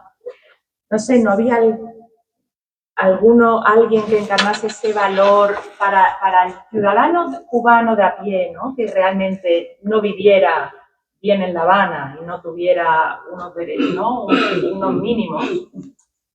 No había alguien que realmente luchara por eso y que... No sé si me estoy explicando. Sí. Mira, te respondo. Robespierre tenía buenas intenciones. Lenin tenía buenas intenciones. Marx tenía buenas intenciones. Ellos tampoco. Era simplemente quítate tú para ponerme yo. Y les vino bien una serie de circunstancias, de situaciones que habían en la isla, que la gente tenía una problemática. Y ellos trataron de cubrir ese espacio. La prueba viviente es que se transformaron, pero rápido. Estamos el 7 de enero. O sea, el 7 de enero... Ya Fidel está diciendo, él le prometió a la gente restituir la Constitución y el 7 de enero se la cargó. ¿Sabes? Y el 6 de enero hacen la masacre de la Loma de la Cruz. ¿Sabes? Que en una guerra, estamos hablando de capitulaciones, cuando tú pierdes una guerra, tú dices, bueno, perdiste, no sé qué, ya entrégate, no sé qué, pum, tú para tu casa. No, los mataron a todos, no dejaron ni a uno en pie. Y la persecución desde el 1 de enero de gente, el encarcelamiento, los juicios, por eso vino la ley fundamental. La ley fundamental vino para hacer juicios sumarios y para fusilar a gente a trocha y mocha. Mucha gente murió al grito de viva Cristo Rey, pero muchísima gente que murió porque no quisieron renunciar a creer en Cristo por eso que venía y por eso aparece. Yo tampoco las tengo todas conmigo. Camilo Cienfuegos fue un individuo que al parecer se opuso a ese proyecto, como los que se fueron al Escambray. Los que se fueron al Escambray también se opusieron a eso. Un tema que has dicho ahí muy importante, el tema de la exportación de médicos. La exportación de médicos ha sido calificada por la Unión Europea. De hecho, el embajador Mike Hammer, ahora cuando estuvo en Italia, estuvo negociando con los políticos de la región, ha sido calificado por la Unión Europea y por otras instituciones internacionales como trabajo esclavo, ¿vale? Y el periodista ecuatoriano que acabo de entrevistar, también el presidente que vino después de Correa, que se llamaba Lenin Moreno, vaya nombre también, llamarse Lenin.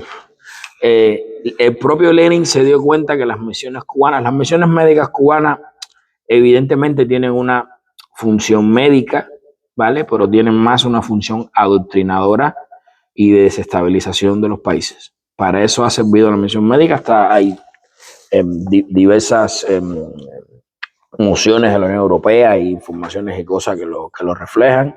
Y esto no ha sido humanista ni por los derechos humanos ni por nada. Simplemente ha sido por causa de la ideología. De hecho, los que están defendiendo ahora, Cuba está bloqueada, no sé qué, digo, tú antes del 3 de enero, ¿dónde estabas? Porque los cubanos estaban pasando hambre igual, estaban pasando necesidad, ahora de que tú me estás, no, porque se ha recrudecido el bloqueo. Claro, el único bloqueo que ha existido en Cuba ha sido el bloqueo del Partido Comunista a los cubanos, que les ha impedido por activa y por pasiva prosperar. Por una cuestión elemental. Cuando tú tienes las necesidades básicas cubiertas, entonces ya tú te puedes plantear y cuestionar si quien está gestionando tu vida, porque la política es la gestión de la vida, lo está haciendo bien o lo está haciendo mal. Zaide, una pregunta, si no hay ninguna otra. Aquel movimiento que hacíais delante de la embajada de Cuba, ¿lo visteis, me parece, mucho tiempo? Casi 2 años. Porque íbamos a conducir. ¿Por qué acabó aquel movimiento que estabais allí delante haciendo ruido y criticando evidentemente hechos? A ver, el movimiento sí, hace muy poco hicieron una manifestación, hace muy pocos días hicieron una manifestación aquí. Lo que pasa es que la gente se tiene que diversificar, ¿vale? Yo estoy ahora más en temas de conferencias, en ir a medios de comunicación, a escribir artículos y no sé qué, no puedo dedicar tanto, además con la pata así, no puedo perseguir a los comunistas. Sí, claro, porque acuérdense que eso, la gente no lo sabe, pero yo empecé ahí solo, parado ahí solo, en medio de la pandemia, con un micrófono explicando lo que era Cuba, y me venían unos negrones así grandísimos en patinete y me daban vueltas así como si fueran tiburones.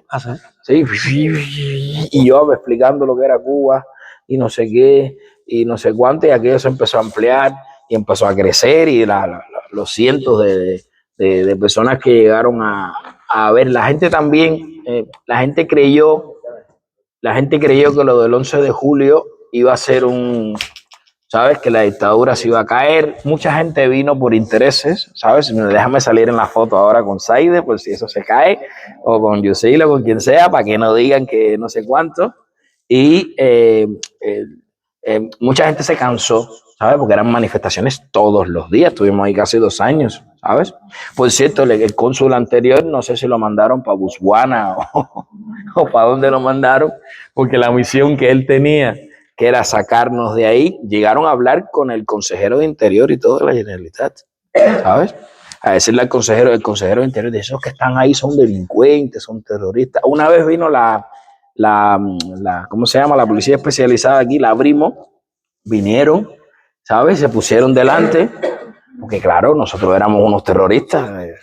Mi hermana aquí venezolana lo tiene que saber, que nosotros yo soy un connotado terrorista.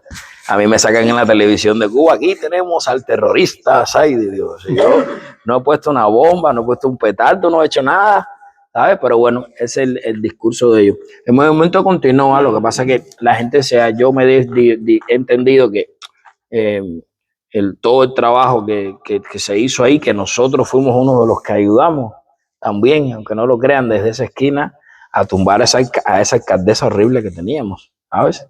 También nosotros ayudamos porque le explicamos este ayuntamiento financia la dictadura cubana, y la gente decía, no puede ser, mira, aquí tienes las pruebas. Sí. Sí, uno vino, Colau es la mejor alcaldesa que ha existido, digo, financia la dictadura cubana. Señor. Sí. Es una duda que siempre he tenido. los sucesivos presidentes de Norteamérica, qué ratio de responsabilidad han hecho todo lo que han podido por evitar esta subsistencia de este Estado terrorista en Cuba? ¿O podían haber hecho algo más? Acuérdense. Como está haciendo Marco Rubio ahora, por ejemplo. Sí, pero acuérdense que Cuba era un proxy, ahora que se usa mucho esa palabra, un puerto de la Unión Soviética. Y después pasó a ser un puerto del Partido Comunista Chino. Hoy en día, en Cuba hay bases chinas del Partido Comunista Chino que se dedican a espiar a los Estados Unidos, ¿vale? Entonces, recuerden que estuvo la crisis de los misiles, se comenta, no se sabe, aunque en este punto que estamos, seguramente que el presidente y el secretario de Estado lo sabrán, se comenta que de aquellos misiles nucleares y no sé qué, pues al parecer sacaron eso que le llaman una bomba sucia, y que siempre, claro, de Estados Unidos a Cuba está muy cerca, ¿sabes? Y siempre hubo temor al respecto de eso, y la geopolítica ha cambiado, ¿sabes? Como la geopolítica ha cambiado, pues claro, creo que hicieron todo lo que pudieron, aunque evidentemente siempre se puede hacer más. Bueno, creo que tenemos hasta la 1:30. Entonces, tenemos aún unos minutos. Agradeceros a los dos, Saide y Vicente, vuestra ponencia ha sido muy interesante y además nos abre información y conocimiento a los que no conocemos tan de cerca el tema.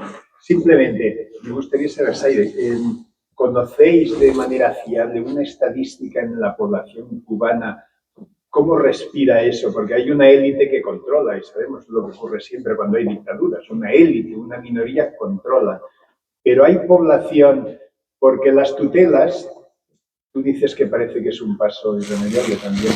Milagros nos ha dicho que en Venezuela las tutelas siempre tienen un precio, ¿no? Y el precio que tienes que pagar de esa tutela, yo antes por eso hablaba de la nación hispanoamericana, tendríamos que haber solucionado eso de otra manera, no con la tutela de los anglos, que sabemos a lo que van y lo que no han y lo que han hecho, es decir, la diferencia de lo que han hecho los anglófilos respecto a Hispanoamérica es muy distinta. Ese precio que hay que pagar de la tutela, ¿cómo lo ves? Y desde dentro no hay manera, porque la élite controla tanto, ¿no? Me imagino, pero ¿cómo ves el pueblo cubano que está ahí arrastrado por esa élite, callado, pasivo? ¿Ves que tienen ganas? No sé, es pura curiosidad, tanto el tema de la tutela como el pueblo cubano más bien. Cualquier cosa que le pase a los cubanos ahora mismo, cualquier cosa, va a ser mejor que lo que tienen. Cualquier cosa. ¿Ah? Cualquier cosa que le ocurra. En cuanto a la tutela, dentro del mismo movimiento opositor, hay gente que se opone, ¿sabes? Por una cuestión meramente nacionalista, como yo soy profundamente antinacionalista. El otro día, anoche mismo, hablaba con una compañera y decía, nosotros no vamos a aceptar. Le dije, eso es nacionalismo. Y dice, sí, te reconozco que es nacionalismo. Nadie ha venido a ayudarnos, absolutamente nadie, ¿vale? Los de la solidaridad con Cuba eran para alimentar al Partido Comunista para que siguiera reprimiendo al pueblo. Nadie, bueno, me refiero institucionalmente, ¿vale? En el Parlamento Europeo, sí, en el Parlamento Europeo, mientras el Parlamento se posicionaba al lado del pueblo cubano, la Comisión al lado de la dictadura, todo el tiempo, la Comisión Europea, Josep Borrell, ¿vale? Al lado del Partido Comunista, de la represión del pueblo cubano y todas esas cuestiones. Entonces, cualquier cosa que le suceda a los cubanos va a ser bueno. Ahora mismo que van a ocurrir cosas maravillosas. La tutela ya ocurrió, en 1898, ¿sabes? Y nos dejaron un país más o menos que tenemos que poner un par de bases militares. Si hemos sido colonia de la Unión Soviética, ¿qué nos van a pedir? Toda la producción de níquel de Cuba, que Cuba es un gran productor de níquel, pues que se lo queden. Mira, ahora lo tiene el Partido Comunista y todo eso, que es una gran riqueza, no repercute en los cubanos, ¿sabes? El pueblo que se llama Moa donde está el principal yacimiento de níquel, tú paras ahí y tú dices, pero esto es un pueblo, ¿qué es esto aquí? ¿Qué pasó? Esto es Beirut, ¿sabes? Entonces, cualquier cosa que suceda ahora, si ellos se quieren quedar con los recursos naturales de Cuba, que se queden, si eso va a repercutir en los cubanos, ellos van a tener que pagar impuestos y todas estas cosas. Además, a ellos les interesa que Cuba se desarrolle. Si Cuba sigue en lo mismo, pues lo que ellos llaman, que ahora no lo llaman así, lo que ellos llamaban el patio detrás de casa, que en realidad ha sido una selva, ¿vale? Con animales fieros y destructivos. Ellos se han dado cuenta que eso tiene que tomar otro camino, con lo cual a mí no me da miedo lo de la tutela. Va a ser bueno, y si el precio son recursos naturales o una base militar, hemos sido colonia del Partido Comunista Chino, de los soviéticos. Por eso hablaba yo antes de la gran unidad hispanoamericana para solucionar los problemas desde ahí. Sí, pero el problema de eso es el futuro. El gran problema que tiene el hispanismo ahora, yo lo estaba hablando con Zunzunegui, porque yo soy mucho de la línea intelectual de Zunzunegui. Hay gente que es hispanista contra los Estados Unidos, ¿vale? Estados Unidos, nos guste o no, es lo que era España en el siglo XV, XVI, XVII. Ellos son los dueños del mundo ahora. Entonces, cualquier cosa que nosotros así vamos a llevar adelante, y entiendo que a España más se perdió en Cuba, ¿no? Como ese refá, a España le duele, es normal, ¿vale? Y aquí hay un sentimiento anti-norteamericano, pero ellos son los dueños del mundo, ellos son los que rigen ahora el orden mundial. Tenemos la suerte de que tenemos una puerta de oportunidad, que hay gente ustedes no se imaginan lo que Donald Trump admira a Cristóbal Colón, ¿vale? Que ha repuesto el día de Colón y ha repuesto la estatua de Colón.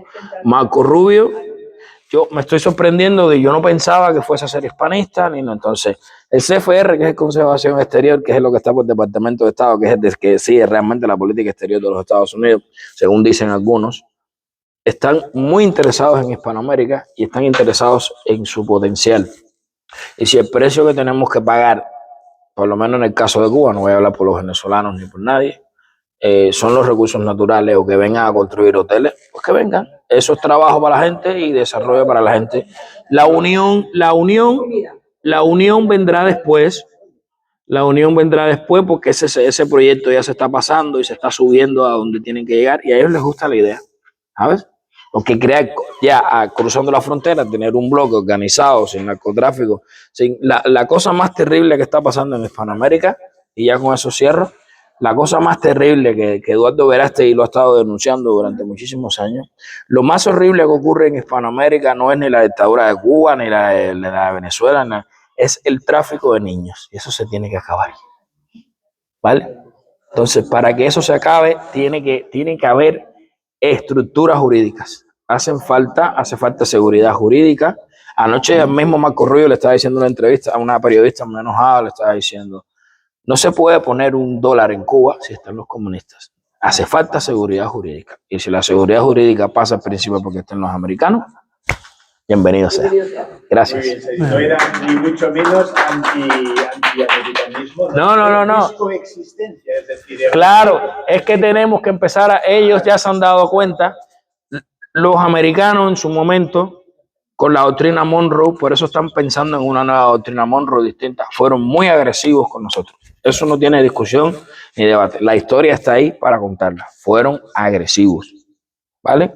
Porque no entendieron lo que había del otro lado del muro. Bueno, fueron agresivos en la construcción de los Estados Unidos, porque le quitaron a México medio pedazo, ¿sabes? Y montones de historias. Cuando los españoles, ahora que estamos celebrando el 250 aniversario de la Declaración de Independencia y los 500 de la Escuela de Salamanca, los españoles, apoyaron, junto a un señor tan increíble que tiene, por eso tiene la ciudadanía póstuma, tiene un cuadro ahí en el Congreso de los Estados Unidos, un señor que se llamó Bernardo de Galvez, junto a los españoles de Cuba, ayudaron muchísimo a George Washington a liberar ese país. Una ciudad que se llama Galveston. Entonces, por Galvez. Entonces nos lo deben.